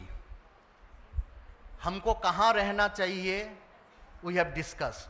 Now let us see one by one, हम कहाँ है and is it achievable or not? थोड़ा ज़्यादा कोशिश करें तो it might be achievable. So if you see the Human Development Index, there has rise by over 53% from the baseline of 1990. 26 साल में हमने 53% increase किया the Human Development Index. It is one of the index which shows how much you are progressing towards Viksit Bharat. Our Honorable Prime Minister is having a noble vision that what is Viksit Bharat by 2045? This is nothing. Viksit means developed India. That means we are progressing towards a developed nation. लेकिन उसके लिए me and you and everyone should work in our own capacity in how much we are able to work. The Niti Aayog's SDG score, it has also risen. Then regarding the child, as I told you, see, within India also there are differences. If you see states like Kerala and Tamil Nadu, they have already achieved the goal of SDG way back. Some 10 years back they have achieved that goal. And some states like Manipur, Kerala, Tamil Nadu, they have come to single figure so far as infant mortality is concerned. Infant mortality is still hovering around that mark of 20s and in between 20s and 30s. But there are some states, our neighboring states, Manipur, it has come down to 3. It has come down to 3 per thousand live birth. And other developed states like the southern states of Tamil Nadu, Kerala, Andhra, Karnataka, they have already achieved the SDG goal. Where lies the problem? The problem lies with central India, North India and some northeastern states including Assam. Some 10 years back, Assam had the highest maternal mortality in India. Highest maternal mortality to the tune of 400 per 1 lakh live birth. Now we are below the all India average. So what can be done that we people of Assam has documented ki how we can reduce within a span of 1 decade the maternal mortality by 4-fold. The 10 years back what it was 400, now we are below the all India level. We have come down to a substantial level. We are infamous way back at that time to be highest from the bottom so far as maternal mortality is concerned, and third highest for infant mortality. Now we are well below the pan-India average. So this documents that if we want, it can be done, provided we do it judiciously, we do it with all our heart and mind that this is my country, this is my society, this is my community. If I do not work in my own sector, then who else will work? I always say one thing, my working hours is 9 to 5. Hey, pasta loke thaki ki hobo? Suppose there is no biometry, you are not being watched by anyone. But I have got my own conscience. I cannot বেলেগে তো 3:30 4টাতে গুছি যায়, আমি ইমান 5টা 6টা লৈকে কাম কৰি কি হ'ব, বেছি বেতন পাম নেকি? Always thinking from that perspective, always thinking from that angle, is not neither going to help me, neither going to help my institution, my organization, neither going to help my state and my country. Because what has to be achieved by India as a country, it has to be achieved by the individual state, and the state cannot achieve unless and until the district and the blocks and the panchayat do not achieve. Suddenly state ot hoi na jabo tu. The block has to achieve, the district has to achieve. And for the district to achieve, I as an organization, I as an individual, I as a worker, as a paramedic worker, as a nursing worker, as a doctor or a related field worker have to achieve that target. Otherwise, how can we think of achieving the target which we are thinking so far as SDG is concerned? This I will come later when I show you my other slides. I should keep a watch on the watch also. Now, as I told you, towards my end of my slide, since to reduce tuberculosis, to reduce malaria, to reduce HIV/AIDS, and to reduce non-communicable disease like hypertension, diabetes is one of the target in the goal number 3. So let us see at a glance where do we stand in comparison to the global data, India and Northeast. This is the cause of death worldwide. Actually, I omitted in my slide. I think my old slides are being shown. Now, if you see the data of 2020, see regarding disease data, even a 10 years data is also hardly available, except infant mortality or maternal mortality, जो हमको हर 6 महीने या 1 साल में मिलता है, because that we get from the SRS, sample registration system. That we can have 2025-24 data, but other disease data, it is very difficult to get the latest data. So this is the world TB data for 2020, which is almost the latest data. 10 million all forms of tuberculosis. Southeast Asia is having 46% of tuberculosis case. And those are the countries, India, Indonesia, China, Pakistan and Nigeria, those are the highly burdened countries. If we see, India harbors 1/4, more than 1/4 of the TB cases all over the globe. पूरा दुनिया का 1/4, every 4th TB patient is in India. Every 4th TB patient is an Indian. 26% of all forms of tuberculosis is only in India. No other country is having such a high burden of tuberculosis.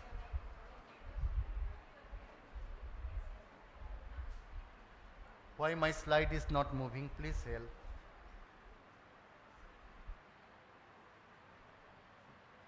%60 of the cases, 6 countries are having 60% of the cases.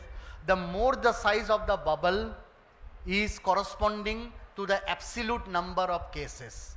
ये bubble जो दिया हुआ है ऐसे नहीं दिया हुआ है. It corresponds to the absolute number of cases. So you can see the bubble that engulfs the whole of the country.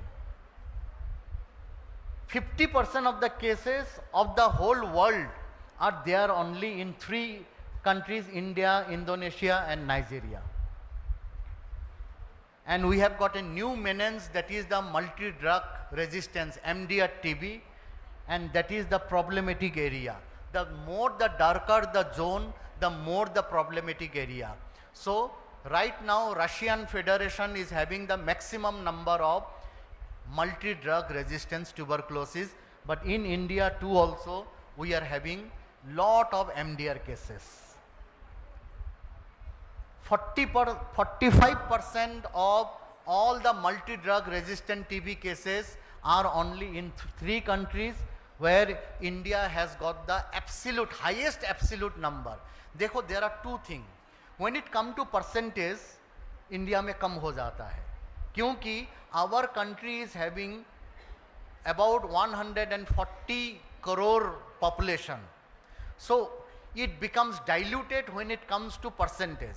But when it comes to absolute number, because the whole population is such big, thora percentage bhi, it becomes the highest number of cases in the world. The same with tuberculosis. TB associated with HIV AIDS. HIV AIDS is the most common morbidity.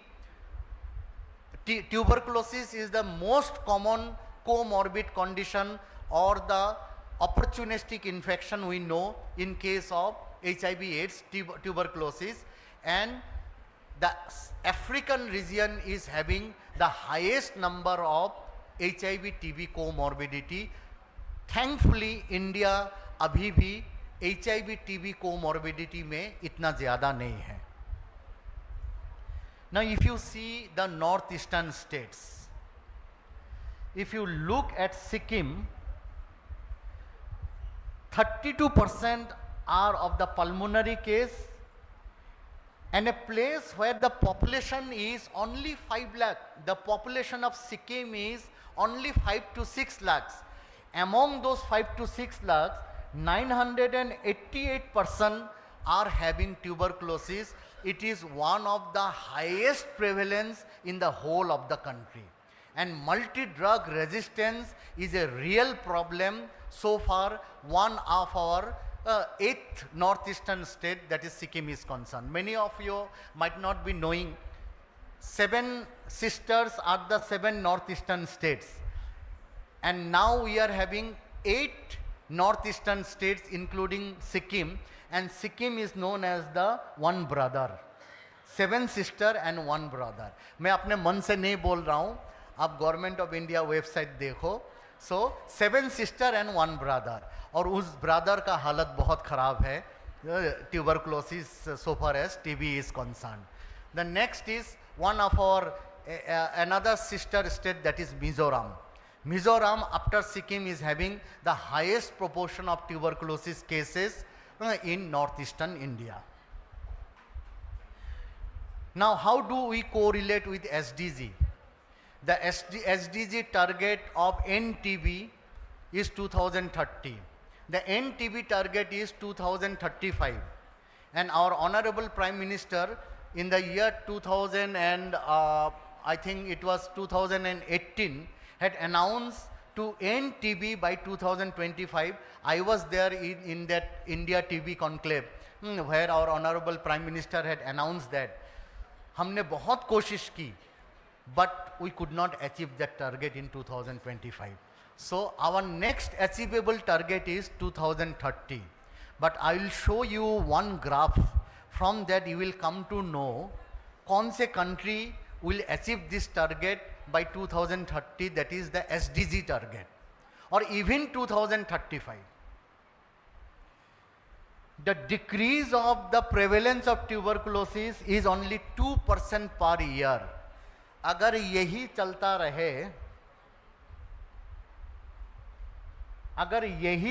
रहे, this is our SDG target, this is our NTB target, और जिस हार से ये घट रहा है 2%, India is no different. India also -2%. ये कहाँ तक मैं इंटरपोलेट करूँ? You can yourself imagine. हमारे चेयरमैन मैडम और सर के वहाँ तक जा रहा है. Maybe another 1000 years or 500 years. So we need to bend the curve. So for bending the curve, if we bend the curve 5 times, -2 से -10 कुछ भी करके, कम से कम ये तो दिखाओ मुझे. -2 से -10 तक अगर बेंड द कर्व हम करते हैं, फिर भी we are nowhere in achieving this target. This will also go another 20 or 30 years. We need to bend the curve further up to 17%. Then also we are not going to achieve the SDG target, but at least we are going to achieve the 2035 NTB target. तो आप बोलोगे कि sir फिर bend कर दो ना, क्या मुश्किल है? In a country like India, bending 5 times and 8 times 17% means more than 8 times, 8.5 times. It is not that easy. It is not a matter of joke. आप कुछ भी कर लो, it cannot be unless and until आपने पहले से bending शुरू नहीं किया है. So we are trying hard. New vaccine, you know BCG vaccine बच्चों के लिए. Now the trial is going on for BCG vaccine for we adults. कुछ तो हो जाए. टीबी प्रिवेंटिव थेरापी हमने कभी सुना ही नहीं था. अगर घर में किसी को टीबी बीमारी है, पल्मोनरी टीबी, घर के जितने लोग हैं they take TB preventive therapy. When I was in Sikkim I did a research, ये टीबी प्रिवेंटिव थेरापी कितने लोग लेते हैं. At that time it was only for under 5 years. I saw that none of them are taking. Why? क्योंकि 6 महीने एक एक गोली उन बच्चे को पिलाना और खिलाना पड़ता है जिसको टीबी है ही नहीं. तो घर वाले बोलते हैं बच्चे को क्यों खिलाए. वो भी we did not have child friendly formulation. I mean no dispersible tablet, no liquid formula. We had the solid which we have to grind. और वो कड़वा गोली रोजाना बच्चे खाएंगे, फिर उल्टी करेंगे, फिर खिलाओगे, फिर उल्टी करोगे, रोजाना 6 महीने के लिए. Without the child suffering from TB, you want to prevent tuberculosis. क्योंकि उस बच्चे के फादर या मदर या सिस्टर या कोई भी हाउस होल्ड कॉन्टैक्ट को टीबी है. It is not that easy to motivate.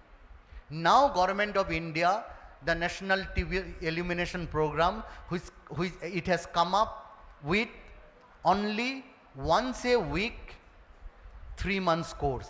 मतलब जब 6 महीने 180 डेज जो लेना था, अभी सिर्फ 12 दिन लेना है. हफ्ते में 1 दिन, महीने में 4 दिन, 3 महीने लेना है. वो भी क्या? Child friendly formulation. Now the child are taking and adults are also taking, those who are not suffering. This is how we are trying to bend the curve. Now we want you and myself to do research. How can we further bend the? कुछ तो निकालो, कुछ तो निकाले अपने दिमाग से जिससे we can help our country achieving this target and we are not in an embarrassing situation before the whole world. That is why you and me are here in this conclave. कुछ boring lecture सुनने के लिए नहीं, so that we get motivated. This is achievable. Nothing is not achievable. Everything is achievable provided we work how we should have worked. That lahe lahe culture, Assam infamous lahe lahe culture nahi chalega. That 2 days back I had a appointment at the Passport Seva Kendra for my daughter. The time slot was given 9 to 9:15.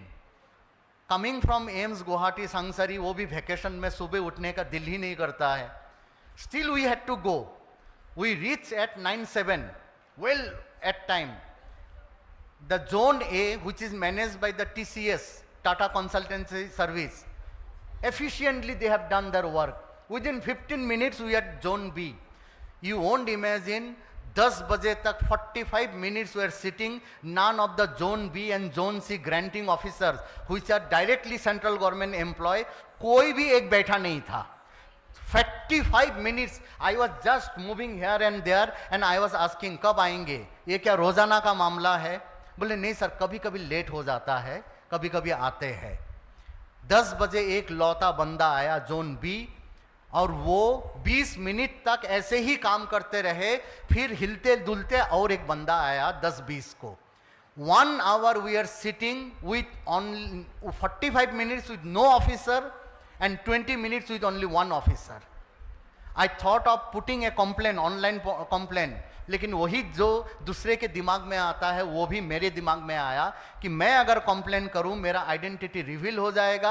और अभी जो मेरे बच्चे को passport without police verification मिलना चाहिए क्योंकि वो माइनर है, parent is working in a central government institute, no police verification is required, they will create problem. और जस्ट 1-2 बार सिर्फ पूछा था कब आएंगे, मेरे बच्चे का पुलिस वेरिफिकेशन लग गया. सिर्फ पूछा था, कंप्लेन नहीं दिया. आई ओनली आस्क्ड ये ऑफिसर कब आते हैं, ऐसे ही करते हैं क्या? Which was not due that police verification came. तो ये out of the context, but it is well in the context that लाहे लाहे culture if we do, Then we won't match with the rest of India. We won't match with the southern parts of the country which are developing far pace at a rapid pace which we cannot imagine. States like Maharashtra, states like Gujarat, states like Kerala, Tamil Nadu, Andhra, Telangana. We cannot imagine where we are and where they are. They have already achieved the SDG target. सिर्फ हमारे लिए अगर SDG target मेरे country achieve नहीं कर पा रहे तो मैं तो चुल्लू भर पानी में डूब के मरूं. नहीं, it is really heartening जब पूरा Western India, Southern India has been able to achieve the target और सिर्फ 10-12 स्टेट के लिए ये टारगेट डाइल्यूट होकर as a country we are not able to show and we are disgraced at the international platform. Then we should feel responsible कि मुझे जो करना चाहिए था मैंने नहीं किया because my state has not been able to achieve that target और मेरे जैसा और 10-12 स्टेट अचीव नहीं कर पा रहे जिसके लिए पूरा कंट्री का जो इंडिकेटर जो है डाइल्यूट हो रहा है. This is what is happening. Sir, I think we are running out of time. I will take another 5 minutes, sir. This is the projected incidence in the 30 high burden countries. आप देखो कौन सा country कहाँ जा रहा है. कोई 2030 तक नहीं आ रहा है. All are going parallel. और कुछ कंट्री तो DPR कोरिया वो तो ऊपर की तरफ जा रहा है. They are moving away. Luckily, India is not moving towards up. We are moving down towards the target. It might take time. In a quick glance, HIV/AIDS. I will put only those states जहाँ पे alarming situation है. I leave Sikkim. Let us see Assam. All India prevalence is 0.2. Assam is having a prevalence almost half of that. But what is alarming is this alarming. From 2010 to 2024, all India we had a almost 50% decline in HIV/AIDS. Assam का अभी +8% हो रहा है. This is a alarming situation. And what is running this epidemic, you can see, will catch up with all India prevalence. कहाँ during this period all India prevalence कहाँ था, हम कहाँ थे. अभी ये नौबत आ रहा है कि we will be crossing all India prevalence. Next, what is driving homosexual and commercial partner route? What is driving this epidemic in Assam? The homosexual and commercial partner route. See Arunachal Pradesh. All India decline rate is -48.70, almost 50. Arunachal has seen 456% rise of HIV case since 2010. It has already crossed the pan-India level. And what is driving this epidemic? It is the IDU route, intravenous drug user. The next state, Tripura, 447% increase. Pan-India, I want to stress in this slide, Pan-India -50%, almost -50. India is going down. But Arunachal and Tripura, you can see where they are, +447%. This has also again crossed the Indian scenario. What is driving this epidemic? IDU route. So we as a nursing professional, we as a health professional, we need to address this. How can we counsel so that they do not adopt this self-destructive mechanism of intravenous drug users? How this was started in Manipur way back when India had at the peak of the HIV epidemic. कहीं पे नहीं था, सिर्फ 4 southern states में और एक north east states में, that was Manipur. Manipur has been able to conquer that. Manipur the epidemic is coming down. Nagaland it is coming down. Mizoram it is coming down. But states like Tripura, states like Arunachal and states like Assam, it is going high. So that is where I want to stress. I will skip because I don't have time.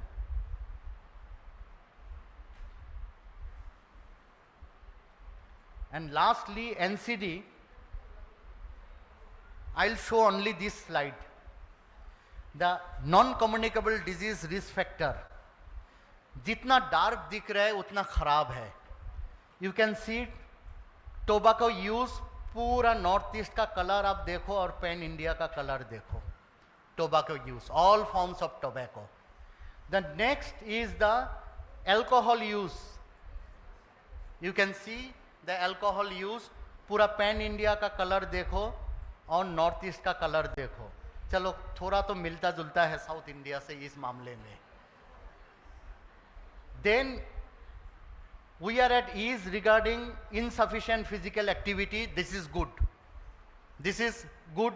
Insufficient physical activity, at least in Northeast India, we are not having that problem. Then this is regarding overweight. This is also good indicator. Overweight is not still a problem in Northeast India. And this is the raised blood sugar. So raised blood pressure and raised blood sugar both are problematic for Northeast India. So NCD, the epidemic of non-communicable disease is driven in Northeast by two factors. One is alcohol and one is tamul. Tamule mari pelaise amak. Tobacco. Not only in Assam, in Meghalaya, in Arunachal, in Manipur.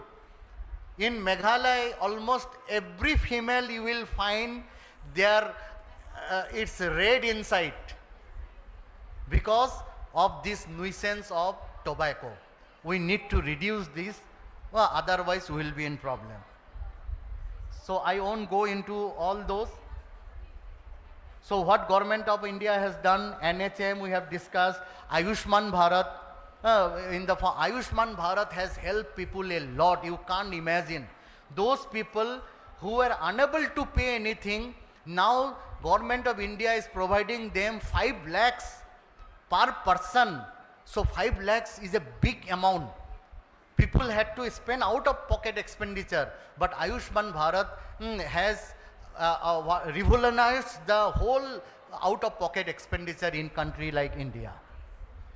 So last slide, when we stand together, there is no limit to what we can achieve. So what we want to achieve? We want to achieve community health equity. How we are going to achieve? We are going to achieve by multidisciplinary approach.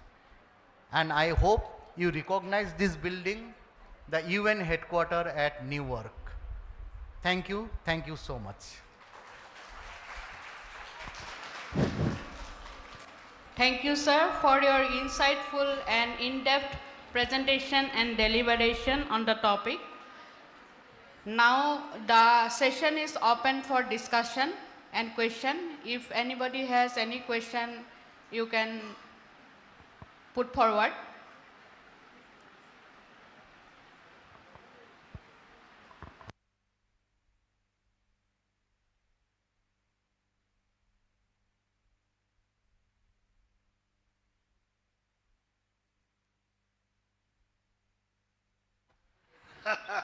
There are questions, sir.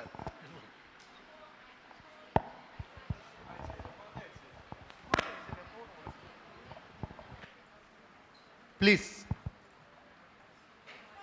let me see how much I can help. Sir, I am feeling first of all, I'll give my introduction. My name is Manjula Hussain. I'm heading Apollo College of Nursing and School of Nursing. And I'm really, really honored. Thank you, Manosi, for inviting. And your presentation, I do not have any word. I was thoroughly listening. What I like, I want to tell you, sir. I don't want to ask any questions, but don't assume that we have not understood. I think most of us, we have understood so many things, yes or no. Please, huge round of applause for sir. Thank you so much. What I like, sir, it's amazing. I have taken so many pictures of that. I don't know whether someone can go to the equity and equality that picture. It is something amazing. The 3 boys, the the cricket match. Can we go back quickly? It is without saying anything. It's such an informative and heart-touching picture. I think all this white collar group who was sitting here, everyone, I think you have touched the heart. So thank you very much indeed Thank you, madam. for such an elaborative and excellent presentation. Thank you. you, sir.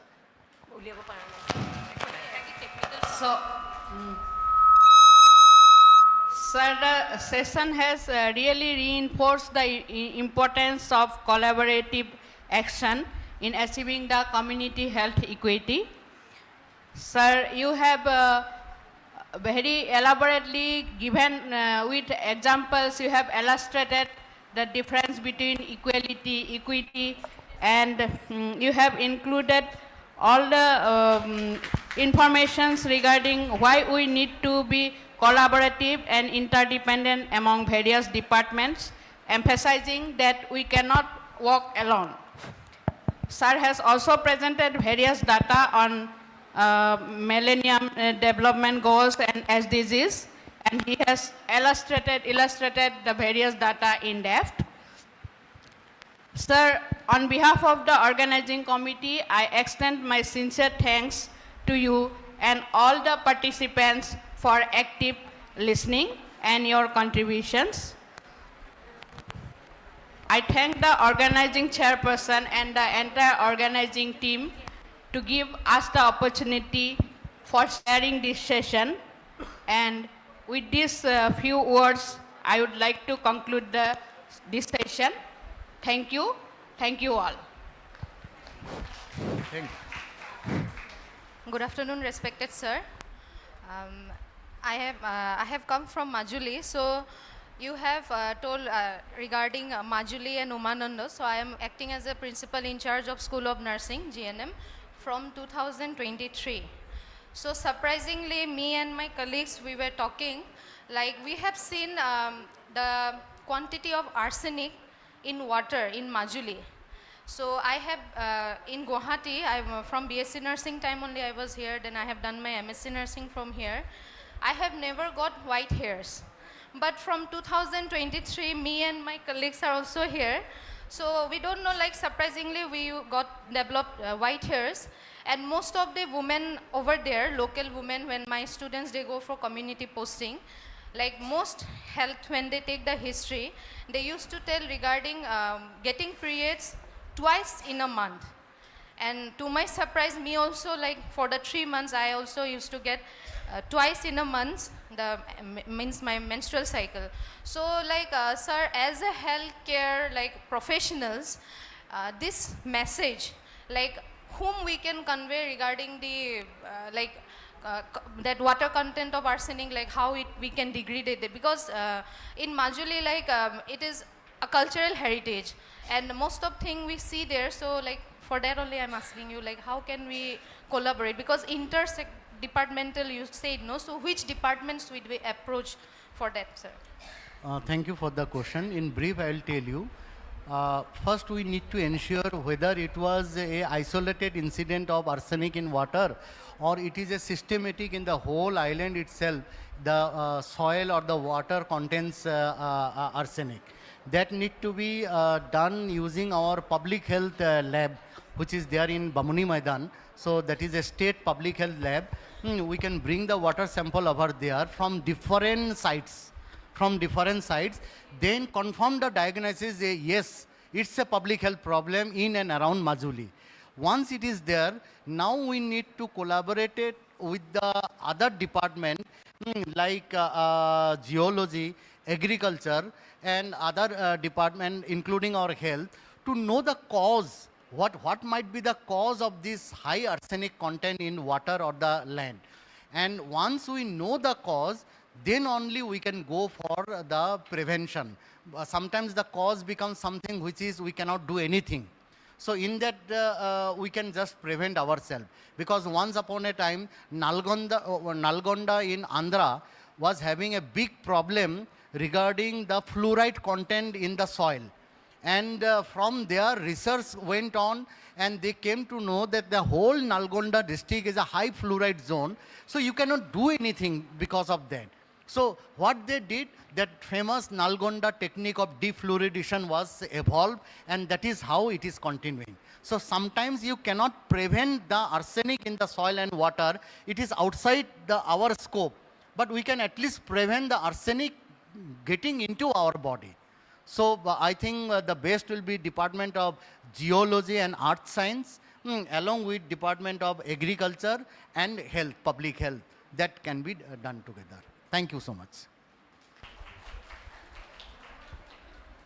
Thank you, sir, for your exceptional presentation.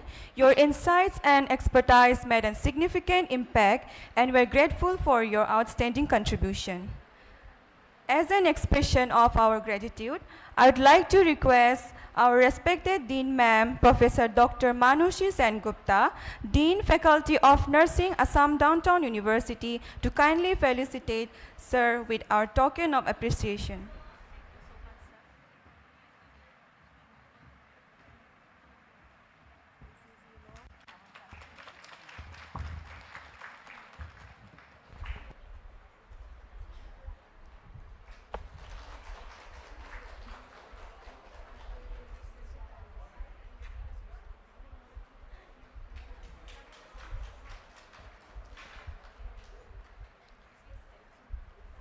Thank you, ma'am, for doing the honor. Once again, a heartfelt thanks to Sir Dr. Farhad Akhtar Jaman for your time. I call upon Ms. Meghna to escort Sir back to his seat. As a token of appreciation for our esteemed chairperson's valuable contribution, I request Ma'am Philawan Kintiu Suchan, Assistant Professor, Faculty of Nursing, Assam Downtown University, to kindly felicitate our respected chairperson, Ma'am Professor Kavita Vaishya.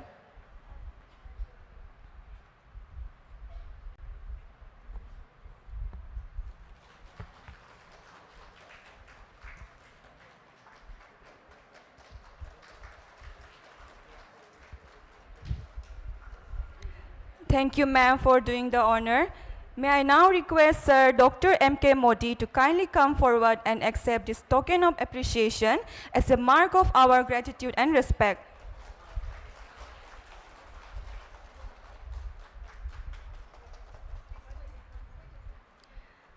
Thank you, sir. I request Mr. Roman to kindly escort Sir to his seat.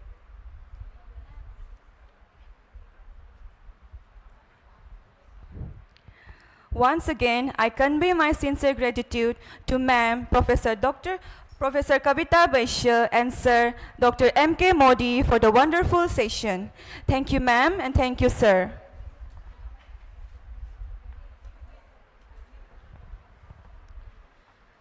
Thank you for your active participation. So far, I trust you are still here with us. Yes? Louder? Okay. So now we will move on to the next session. So allow me to introduce the chairperson for the second session. Our first chairperson is Madam Professor Mrs. Manjula Hussain, Principal, Apollo School and College of Nursing, Guwahati, Assam. I request Mr. Roman to please escort ma'am to the stage. Ma'am is currently serving as the Principal of Apollo School and College of Nursing, Guwahati, Assam. She served as the team lead and founder principal of ACCF Nursing College, Assam Cancer Care Foundation, 2018 to 2025. Prior to this, she held several prestigious leadership positions, including Assistant Director of Nursing at Universal Hospital, Abu Dhabi, UAE, 2017 to 2018, Head of Nursing at Square Hospital, Dhaka, Bangladesh, 2016 to 2017, Founder Principal of Hyatt Institute of Nursing Education, Guwahati, 2013 to 2016, and Vice Principal and Academic in Charge of Sankar Madhab College of Nursing, 2009 to 2012. Throughout her illustrious career, she has demonstrated exceptional leadership and administrative excellence, successfully supervising a nursing workforce of 1,175 nurses. Her dedication and commitment to the profession earned her the Best Worker Award from GNRC Hospital, Guwahati. Her pursuit of academic and professional excellence has taken her across the globe. She received training in Scottish nursing education at Napier University, Scotland, completed advanced oncology nursing training at St. Thomas and Guy's Hospital, London in 2019, and was selected for the clinical MSc program at King's College London in 2024. She has also completed an ABH Nursing Excellence training. An accomplished author and researcher, she authored the textbook Practice of Nursing Manual in 2012. She has presented research papers at prestigious national and international forums, including her presentation on a comparative study in malaria, its treatment, nursing care and management of complications at an international conference in Edinburgh, Scotland. A nursing care standard at home and hospital at the Indian Association of Palliative Care International Conference in 2020. It is a great honor for us to have you chairing this session today, ma'am. Please give a round of applause for ma'am. The second chairperson is Sir Dr. Mrinmoy Basak, Director, DIA, Assam Downtown University. I request Mr. Roman please escort Sir to the stage. Sir began his academic career as an assistant professor at Assam Downtown University, serving from 2010 to 2019. He was subsequently promoted to associate professor 2019 to 2022. An accomplished researcher, Sir has authored more than 35 publications in reputed national and international peer-reviewed journals. He also published one book and one book chapter contributing substantially to the advancement of pharmaceutical and biomedical science. Among his noble academic achievements, Sir qualified the GPAT in 2010, reflecting his strong academic foundation and dedication to the field of pharmacy. We are honored by your presence, Sir. Please give a round of applause for Sir. Now it is with immense pleasure that I introduce our distinguished resource person of today's conference, Ma'am Abanti Kopan, Nursing Consultant, Principal Assessor, NABH, who will apprise us with her perspective on transforming nursing education and workforce sustainability. I would like to request our esteemed chairperson to please illuminate our audience with Ma'am Abanti Kopan credentials and accomplishment and to officially open the session. Thank you, ma'am. Welcome, Avanti Gopan ma'am. It's my pride and privilege to highlight her esteemed career. I'll try to keep it very short, ma'am has requested. So ma'am, she is having last over 40 years of experience in clinical nursing, nursing administration, teaching and research guide. Served at Director, Head of Nursing Department and Consultant in leading healthcare institution. Extensive expertise in cardiovascular thoracic nursing, critical care and nursing education. Ma'am have many awards and achievements which most of the people who were sitting in this roof, most of us we are aware of. But yet, I would like to highlight quickly. She has initiated postgraduate diploma courses in cardiovascular thoracic nursing and emergency nursing approved by Indian Nursing Council. Established the first Masters in Nursing program in West Bengal. Initiated the first Oncology Masters program at Tata Medical Center, Kolkata. Contributed to national nursing standards development with WHO collaboration. Ma'am have many publications, but here they have just summarized here. I would like to take the pride and privilege. Ma'am has developed course materials for postgraduate diploma program of IGNO. She is the pioneer editor of Assam Asian Journal of Cardiovascular Nursing for last 13 years. She has guided research and academic development in nursing education and practice. Her leadership roles included principal assessor representing NABH, contributor to NABH excellence standards, members of technical committees and senior faculty for accreditation program. And under this roof, two of us, Dr. Manasi Sengupta and myself, we have, we can say, two of the esteemed students of Madam. We are sitting and we feel immense pride and privilege, ma'am. Over to you. Thank you very much indeed. Huge round of applause.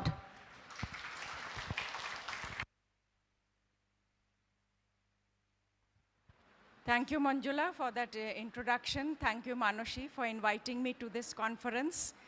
Very good afternoon to one and all gathered over here. So I will try to take you through a totally different perspective. That is the nursing perspective. How nursing education can be transformed in order to achieve one of those sustainable goals. Let me see. I don't know how much justice can be done, but let's see. Before I go into it, just wanted to have a show of hands. How many of you are from the clinical side? Okay. How many, not many, how many postgraduate students?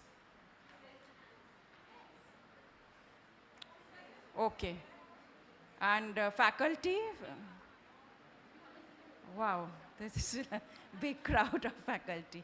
Okay, so this is the topic that I'll be dealing with, transforming nursing education and workforce sustainability. So just a quick review of what Nightingale said, that it is impossible in a book to teach how to nurse. You all agree? Obviously, unless we do hands-on bedside care, we don't make a good nurse.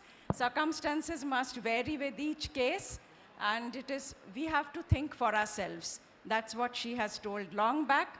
And the most important practical lesson is that we teach nurses to observe. Since there are so many faculty members, so many of clinical nurses, our observation capacity is most important. Unless we observe the whole picture. You know, one of the clinicians used to tell, you know, if you say that, I don't know what's going on, I just arrived on the scene. They used to say that when you arrive on the scene, you have to get the whole picture. So in my 50 years, not 40, 50 years, I have learned this, that the whole picture makes a difference. We are dealing with Gen Z nowadays. Right? Gen Z does not have the patience to read or take notes or things. Do you agree? Very much.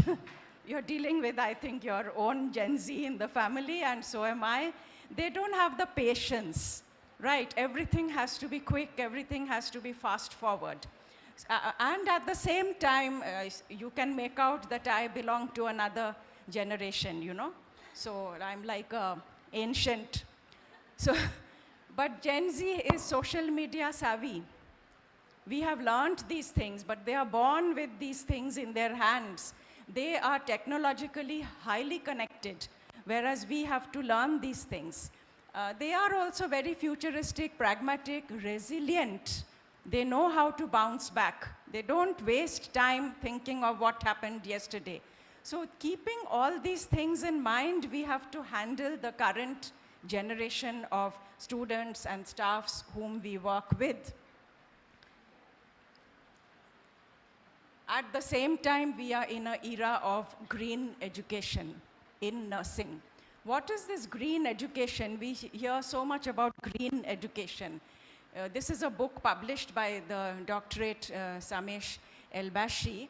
So what is this book containing? Integrating planetary health. We've heard the whole 1 hour, we heard about planetary health and the impact of environment on health and the ill effects of that. So all these things, naturally it will concern us as nurses. Recognize human health and environment integrity. Whatever harm is happening to the environment, we as nurses have to realize it has a direct impact not only on patients, but on us also, our family members also. So we need to appreciate that. Reduce healthcare waste and operating cost. Who is at the front line in the hospital? I can't hear. Who is at the front line in the hospital? Nurses, right? So we have to think how we can reduce waste, how we can operate by reducing cost, by, like this use of gloves nowadays. There's a rampant use of gloves. I feel 50% of the time we can do away with the use of glove, but it is being used. Simple example. So like that, single-use devices. All these are ways where, as frontline nurses, we can think of it. So how does transforming education drive workforce sustainability? What is the connection? Prioritizing well-being and retention. That's why I asked how many of you are working in the clinical field. From decades, we hear there is a shortage of nursing, shortage of nursing, shortage of nursing, even though nursing institutions, nursing colleges are mushrooming all over the country. But globally, there is still a shortage of nursing because population has grown and we are the topmost, you know. At least somewhere we are number one. In the population, we are number one. So naturally, the more the population, more hospitals are coming up. However much nurses are being produced, still there is a shortage of nursing. So you are familiar with having to work double shifts? I can't hear. Yes or no?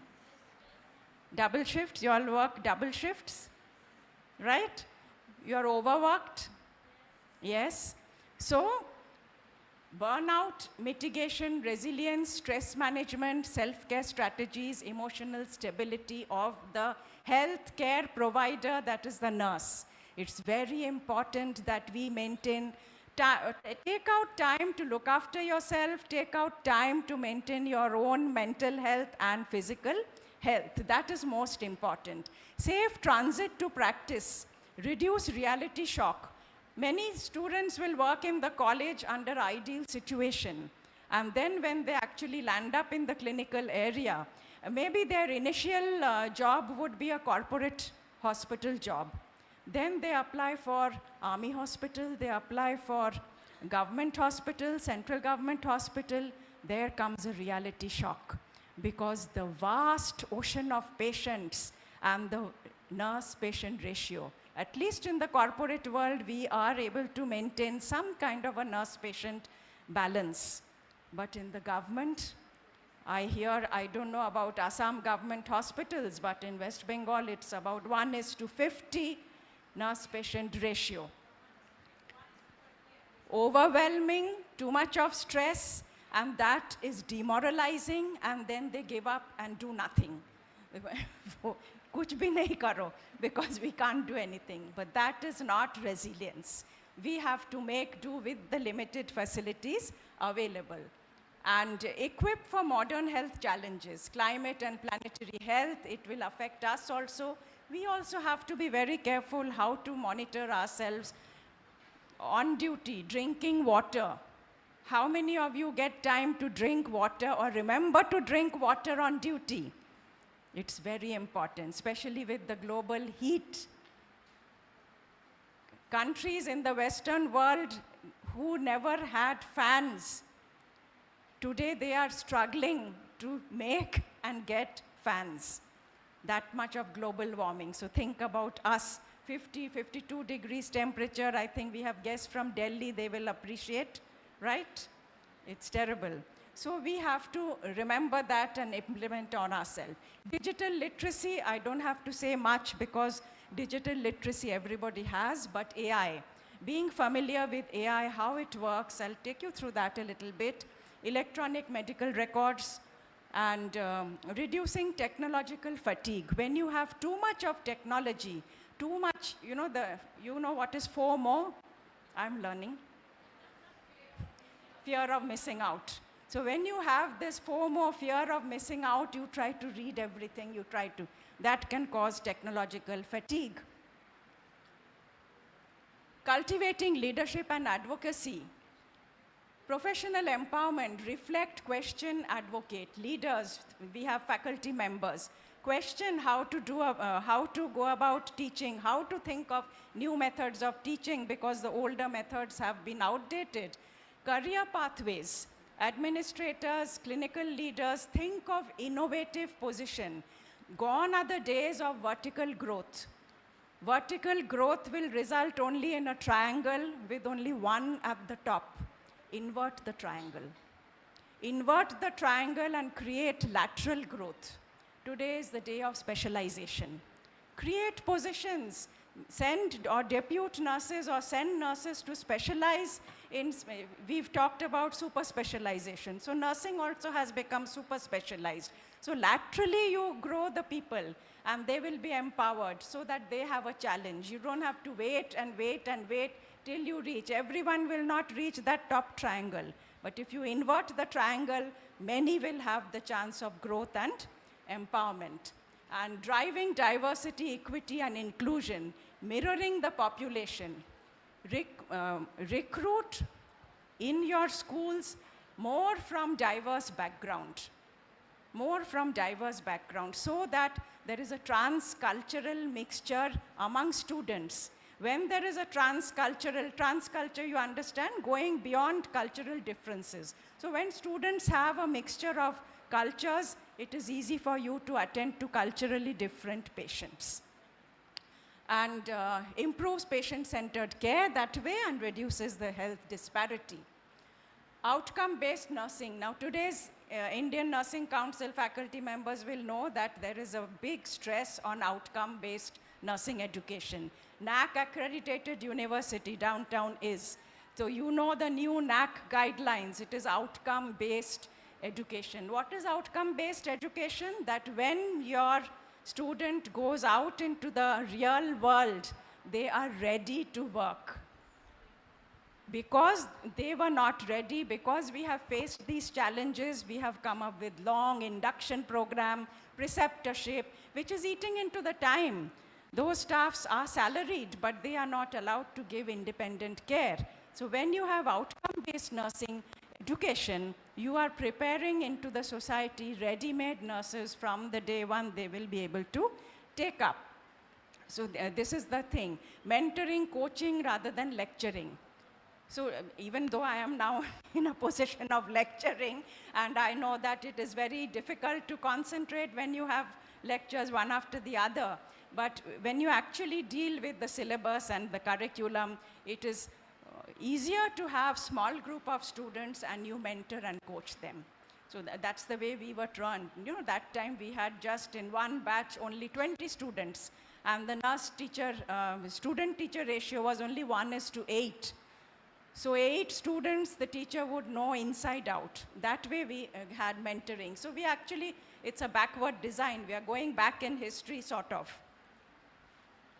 So this is a nursing educational framework where you can see the changes. Engaged students. Engaged student means student will not be a passive recipient of lecture, but they will be, like you have problem-based learning. Give the situation to a student, let them come with presentation. Let them do self-reading. If they are all capable of self-reading, literature is available at the tip of their hands, so they can be engaged. Diverse and well-prepared faculty. For this new type of curriculum, first thing is to prepare the faculty. Faculty has to be prepared, otherwise suddenly how will they accept the change? Culture and of continuous quality improvement, not only in the hospital, even in the education areas, quality improvement is very important. Innovative evidence-based curriculum has been introduced, effective institutional and professional leadership, commitment to pedagogical scholarship, resources to support these programs, and evidence-based approaches to teaching. Some of those examples I will show you. To talk about this, why do we teach leadership last? Administration comes in the last semester, am I right? Why? Teach from first year a nurse to be a leader, because she is at the bedside. She has to learn to speak up. That is why when the nurses become staffs, they don't speak up. They become inhibited, they become hesitant. And of course, there is the question of over-discipline. I think that, I mean, with too much of discipline, we sort of, by the time they become graduate nurses, you know, their moral is like that. That should not be. So make them leaders right from the beginning, instill professional belonging, role modeling, walk the talk. If you faculty members or postgraduate students don't love the profession, if you don't walk the talk, you will not succeed in building a sense of love for the profession. That is very important. Track the learning outcomes and develop advocacy skills. Advocacy skills for patient. Let the student speak up on behalf of the patient to all other healthcare professionals. That way, from the first year, they will be strong enough to voice what is going on. It is how we teach versus what we teach. What we teach, any student can learn. But how you teach will actually make it ingrained into them. It will make them believe that this is what I need to know. So change your approach to how we teach versus what we teach. So challenge the status quo. Come out of your comfort zones, learn new things. Even I am learning. Today you have smart boards. I think you have in the classroom, I saw in that boardroom also smart board. I didn't know how to use a smart board. So if I say that I cannot adapt, I don't know how to use a smart board, then I will be extinct. Well, it is time for me to be extinct, but still, if you are in the picture, you have to keep learning. So be innovative, be up to date, provide meaningful engagement opportunities, think how you can involve student. And for all these different methods, faculty preparedness is very important. Not all faculties are very young and not everyone knows how to handle these kind of technologically advanced teaching methods. So faculty updating, faculty provision, that resource, the facilitation has to be there. So now coming to competency versus traditional learning.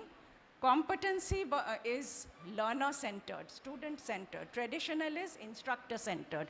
I keep teaching, whether you know or you don't know, my part is over. But here you are talking about learner-centered. Flexible time, there it is a specified time. This is real-world oriented, more of clinical teaching. This is ideal practice, more of the demonstration and classroom teaching. Outcome criteria is important here. Instruction goals are important. Flexible methods, performance-based evaluation. Here it is knowledge-based evaluation. Evaluation has to be performance-based. How they perform at the bedside, and whether they not perform at the bedside in the sense taking the tray, whether they are following the protocol. Is it giving a desired result to the patient? Are the performance resulting in comfort and the problem of the patient being solved? That has to be evaluated. There are some disadvantages of CBL because it may camouflage knowledge deficit. We need both. We both, not only clinical skill, we need knowledge as well. So sometimes that can get. And now, of course, competency-based takes more patience and more time. It is not easy to talk about competency-based when you have a large volume of students. You need more patience, more time, more faculty members. So it's a long-term thing. And preceptor-learner incompatibility, especially in the clinical area. All of you have faced attrition. You know what is attrition? High turnover of staffs. So many times what goes unsaid, people don't express it, is attrition due to the immediate preceptor. Preceptor-preceptee incompatibility, bullying by the preceptor. You know that you don't know anything, or they don't have patience, they don't have time. So that is also one of the things. There is a reflective nursing. Reflective nursing is very much in thing where you actually make students think. After every day, when a student takes a real case in the clinical area, make them write down these questions. What went wrong? What do I need to know more? How can I do it better? All these questions will come in reflective thinking. What learning did I have? How will I put it into practice? So this is called reflective nursing. Not only students, faculties also should do reflective learning. Digital literacy, I think you are all aware, proficiency in using digital tools for data management, use of electronic systems, telehealth. Telehealth is very important. Even in the curriculum, I think telehealth has been introduced.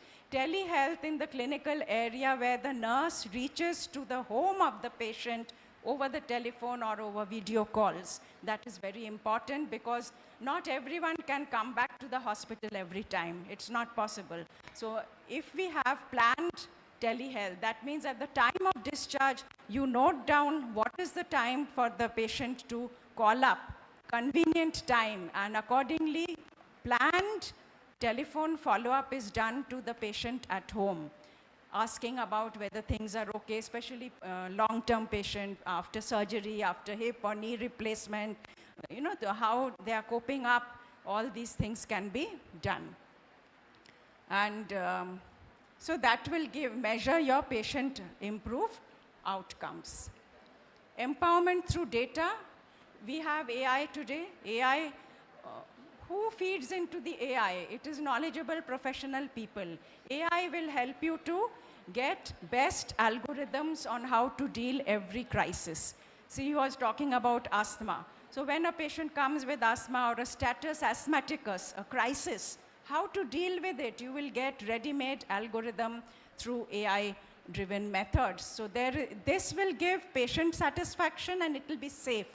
So you're not taking risk, you're being safe for your patients. This is how AI is done. If you can see over here, there is a model and then there is an unlabeled test. So you feed in some information, there is already some information and you get a new learned model that can be implemented. So some prediction is done by the AI tool which will help you to implement what best intervention can be done. Collaboration with interdisciplinary. Nursing does not exist in vacuum. It is an interdisciplinary approach. More and more nurses have to interact. Like in this platform also, we have varied backgrounds. We had the talk from public health, community health, pharmacy person is there. This kind of intermingling is important so that we understand what they are doing, they understand what we are doing, we learn mutually from each other for the best outcome of the patient. And also this will help nurses to come out of their inhibited status. They will learn to advocate, they will learn to speak up. So this kind of an interdisciplinary planning together, holistic care, will be effective for patients. So this is your interprofessional education where your assessment will be collaborated with other people's finding. And all the finding together will be integrated to a combined knowledge which will give you an experience and then you evaluate the results. So interprofessional healthcare provision is the current best thing to do. Virtual reality training.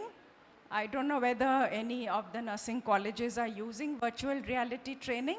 This is also a very good method of training where the student is given this kind of a headset and generated a 3-degree environment. In the virtual training, the student can actually see a whole picture, say a CPR event. You can actually visualize a CPR event and see how the thing looks like, how it is managed. So that is virtual training. Now these things allow mistakes. Rather than doing mistake on patient or rather than doing trial and error on patient, this way you can afford to learn through your mistakes without harming the patient, reduces the risk, improves knowledge retention. Why knowledge retention? Because that is what the current generation likes, to go through virtually and see for themselves. So seeing is believing. That retention will be much better than imagining. So they are actively engaged. Simulated learning, I think you are all implementing. Simulation is creating an artificial real life-like situation. It can be in your laboratory, it can be in your clinical area, where you, now this is a simulated emergency or a simulated kind of a code blue situation where the student will learn through experience, realistic scenario-based learning, bridges the gap between theory and practice, and hands-on interactive experience for critical skills. You have a lot of versatile mannequins today with augmented reality. Augmented reality means even in the computer you can put in something. You can pick up a situation, add it into the computer, that is your augmented reality. So these kind of methods are actively engaging students so that they don't get bored and they are not there's not a repetition. It improves their confidence and retention as well. What is the goal of evidence-based practice? That is praxis. What is praxis? Putting into implementation research finding. Practicing research finding is praxis. So evidence-based practice is opposing the rule of thumb and traditional practices, eliminating unsound and risky practice, which nowadays I hear that students go to the clinical area and they only observe. They are not allowed to touch the patient. So if you are not allowed to touch the patient, you will not learn. Tomorrow, suddenly you will be appointed as a staff nurse without having touched a patient. So this is where we need this kind of simulated learning and things like that. And favor practice with better outcomes. So these are some essential qualities for evidence-based practitioners. They have to think critically, culturally competent. I've talked about transcultural nursing. You have to understand backgrounds of different patients. The world has become very small. You may be getting foreign patients. You may be getting patients from one state and another. We have to respect, acknowledge, and accept difference in cultures. Knowledgeable coordinator among the whole team.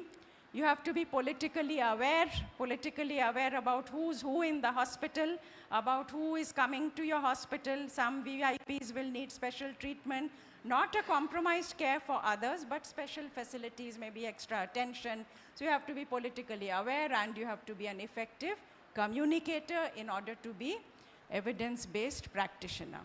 This I have just taken up. I think those who have worked with me are very familiar with this, and I know that that time they used to rack their heads. You ask nursing students to write care plans. Students are there, faculties are there. And they write linear care plan on paper. How much of paper you're wasting?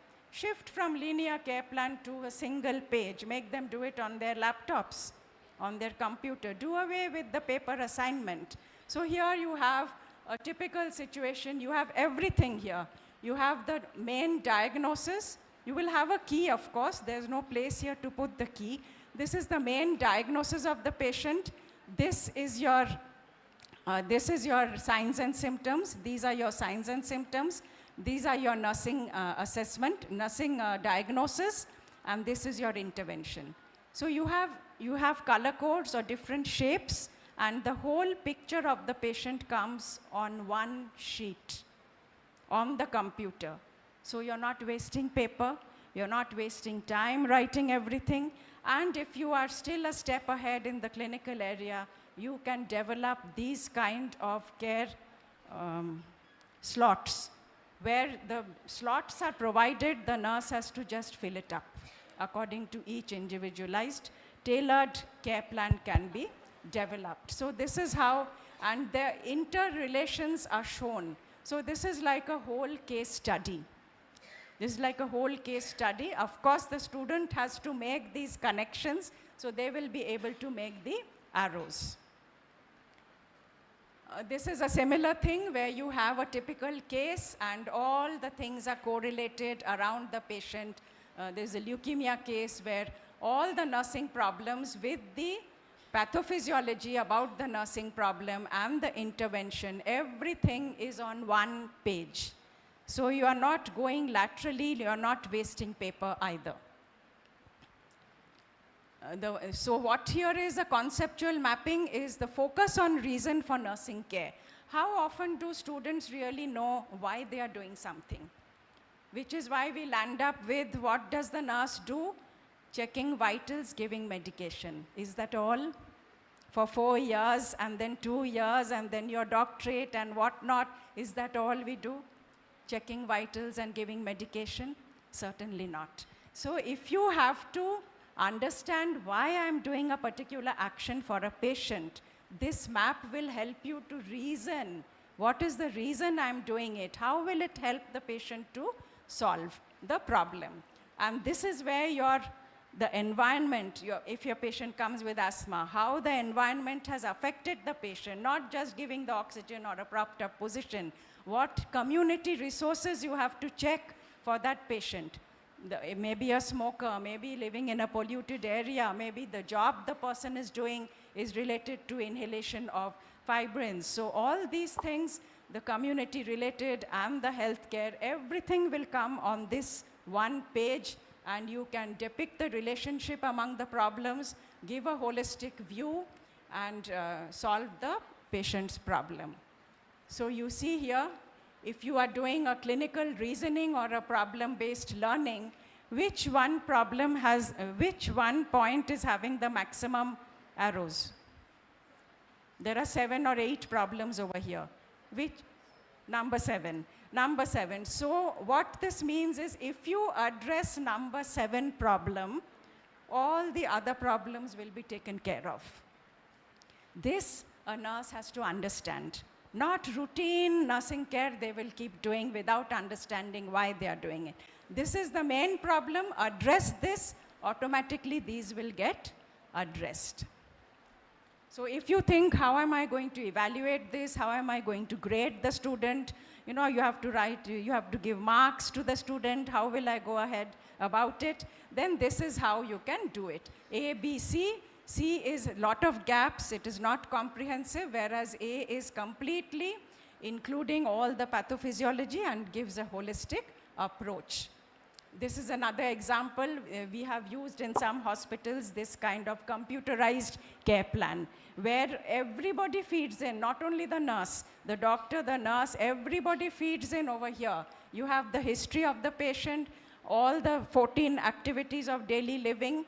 Against this, you will say which activity is a problem, and the nursing diagnosis will come here, the implementation will come over here, and the outcome, including discharge notes, will be written over here. So anyone can enter over here, not only the nurse. So it's a multidisciplinary approach.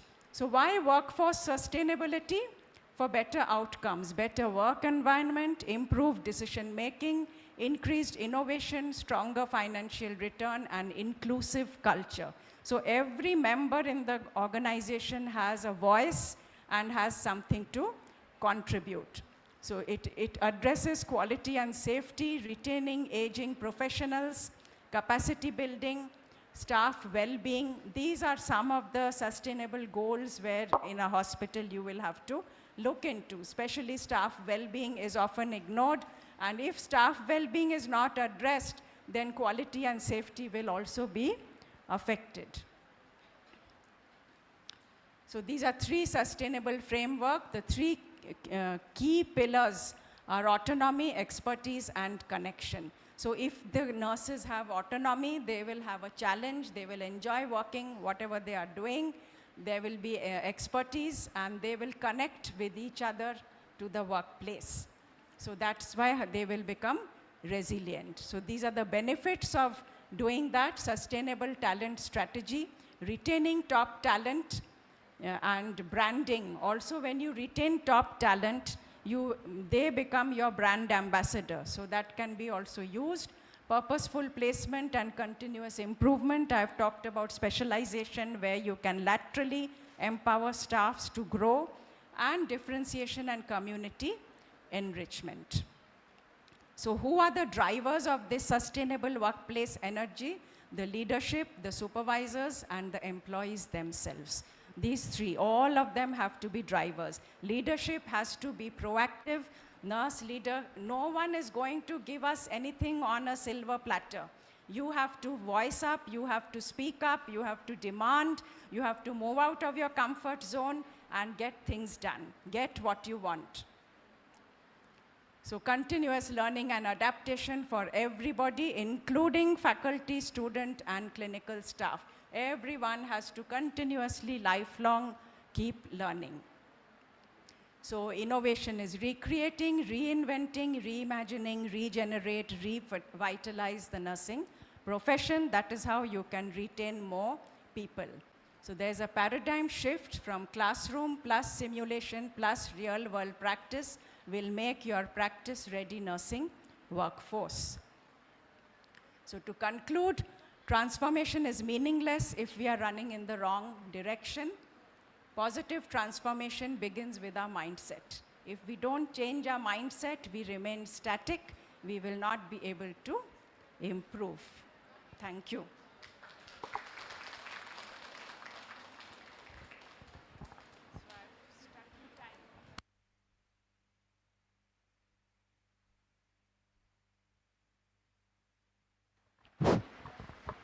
Thank you, Madam, for such an in-depth and elaborative. Always it is delighted to listen to you. mainly based on the clinical practice, all your framework and the theory implementations, I was also learning in the process. Any questions, any interactions? We consider lots of teachers, students, clinical nurse practitioners, many people are under this roof. We'll be delighted. Any questions or any interactions? Okay. So, Bobita? From my team, yeah. Yes, please, yeah. Just take, yeah. It's not a question, ma'am. Actually, I was listening whole throughout the presentation. It was a very elaborate presentation and very, learning for even for us. Many of the concept has been already changed nowadays, and we have to go through all those advanced technologies and the mindset of the students, and accordingly we have to mold ourselves to teach our students to get the best outcome actually. So we have to make ourselves advance with technologies, AI, and whatever is coming. And we have to see they have to be competency-based person to take the advanced care, give the advanced care in terms of healthcare to all the individuals and humanity as such. Thank you so much for your presentation, ma'am. Thank you, ma'am, first of all, for this beautiful, elaborated, concise, precise, on-time presentation and very informative, as always, very informative. Ma'am, you might not remember, but you came to my hospital as NABH assessor for the nursing certification program when I was in clinics that time. Later, I shifted to academics. So another delight to have you, to hear you, learn from you, and I'll try to become a better professor, better teacher, taking the points from your presentation. Thank you so much.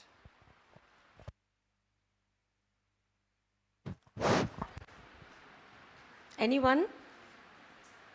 Okay. So, ma'am, again to you, ma'am, like I was listening to you. Yes, I was listening to you about the student center framework. This is, I just want to contribute to all of the participant. Ma'am, recently we have attained from the Apollo College and School of Nursing. We have undergone the quality 21,001 certification. The framework which you have narrated here about the student-centered framework, I'm just sharing my thoughts, Dr. Manusi.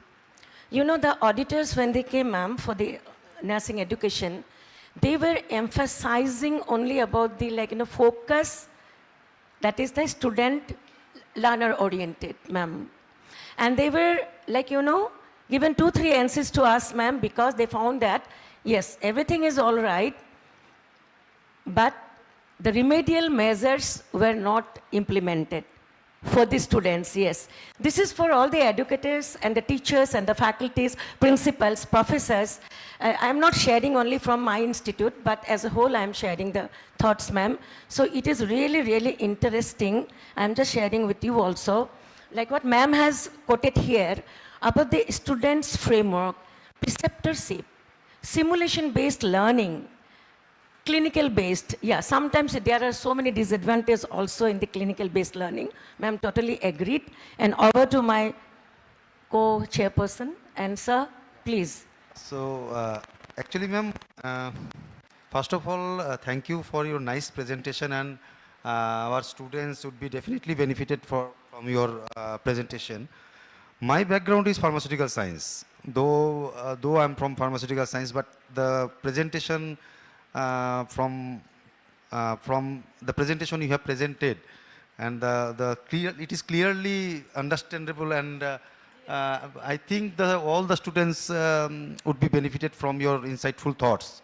So thank you once again, ma'am, and please warm round of applause for the ma'am. Thank you, ma'am. I think there is no questions from the students or faculty members, so we can conclude the session. Thank you so much, ma'am. Thank you so much, sir. So as a token of gratitude to Ma'am Abanti Kopan for her unparalleled contribution, I request Madam Professor Nongmei Kapam Monica, Associate Dean of Academics, Faculty of Nursing, Assam Downtown University, to kindly felicitate Ma'am.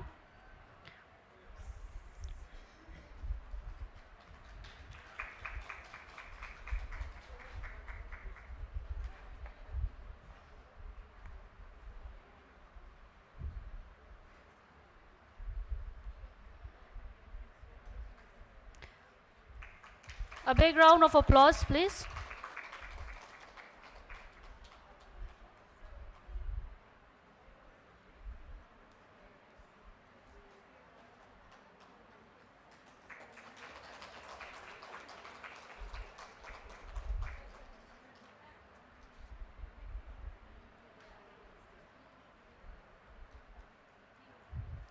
Thank you, ma'am, for doing the honor. Once again, I convey my sincere gratitude to Madam Abanti Kopan for her wonderful session. Thank you so much, ma'am.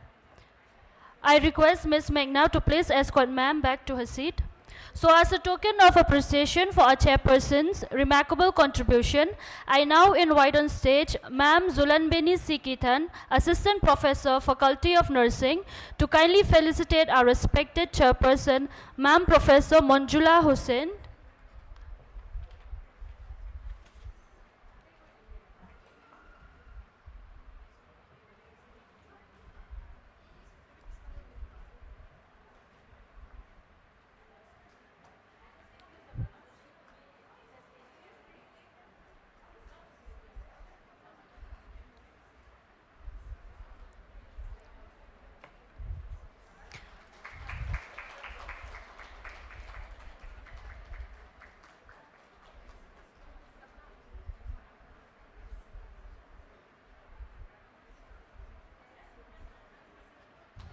Thank you so much, ma'am.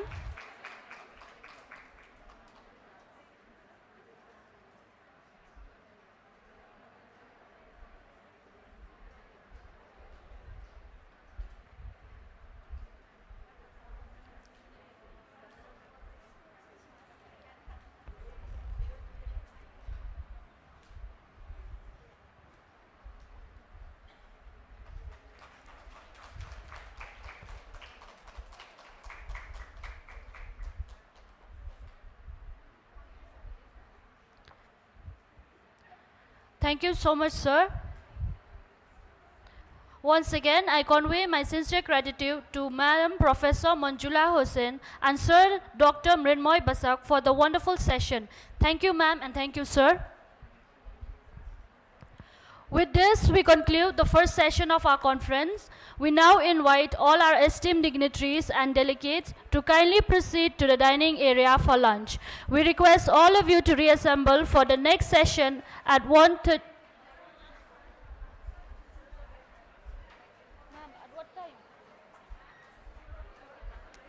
I call upon the volunteers to kindly lead the dignitaries and delegates to the places designated for lunch. Thank you, and please enjoy your meal.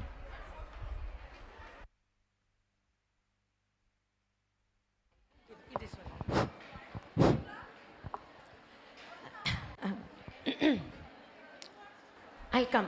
1 second, yeah. Photo?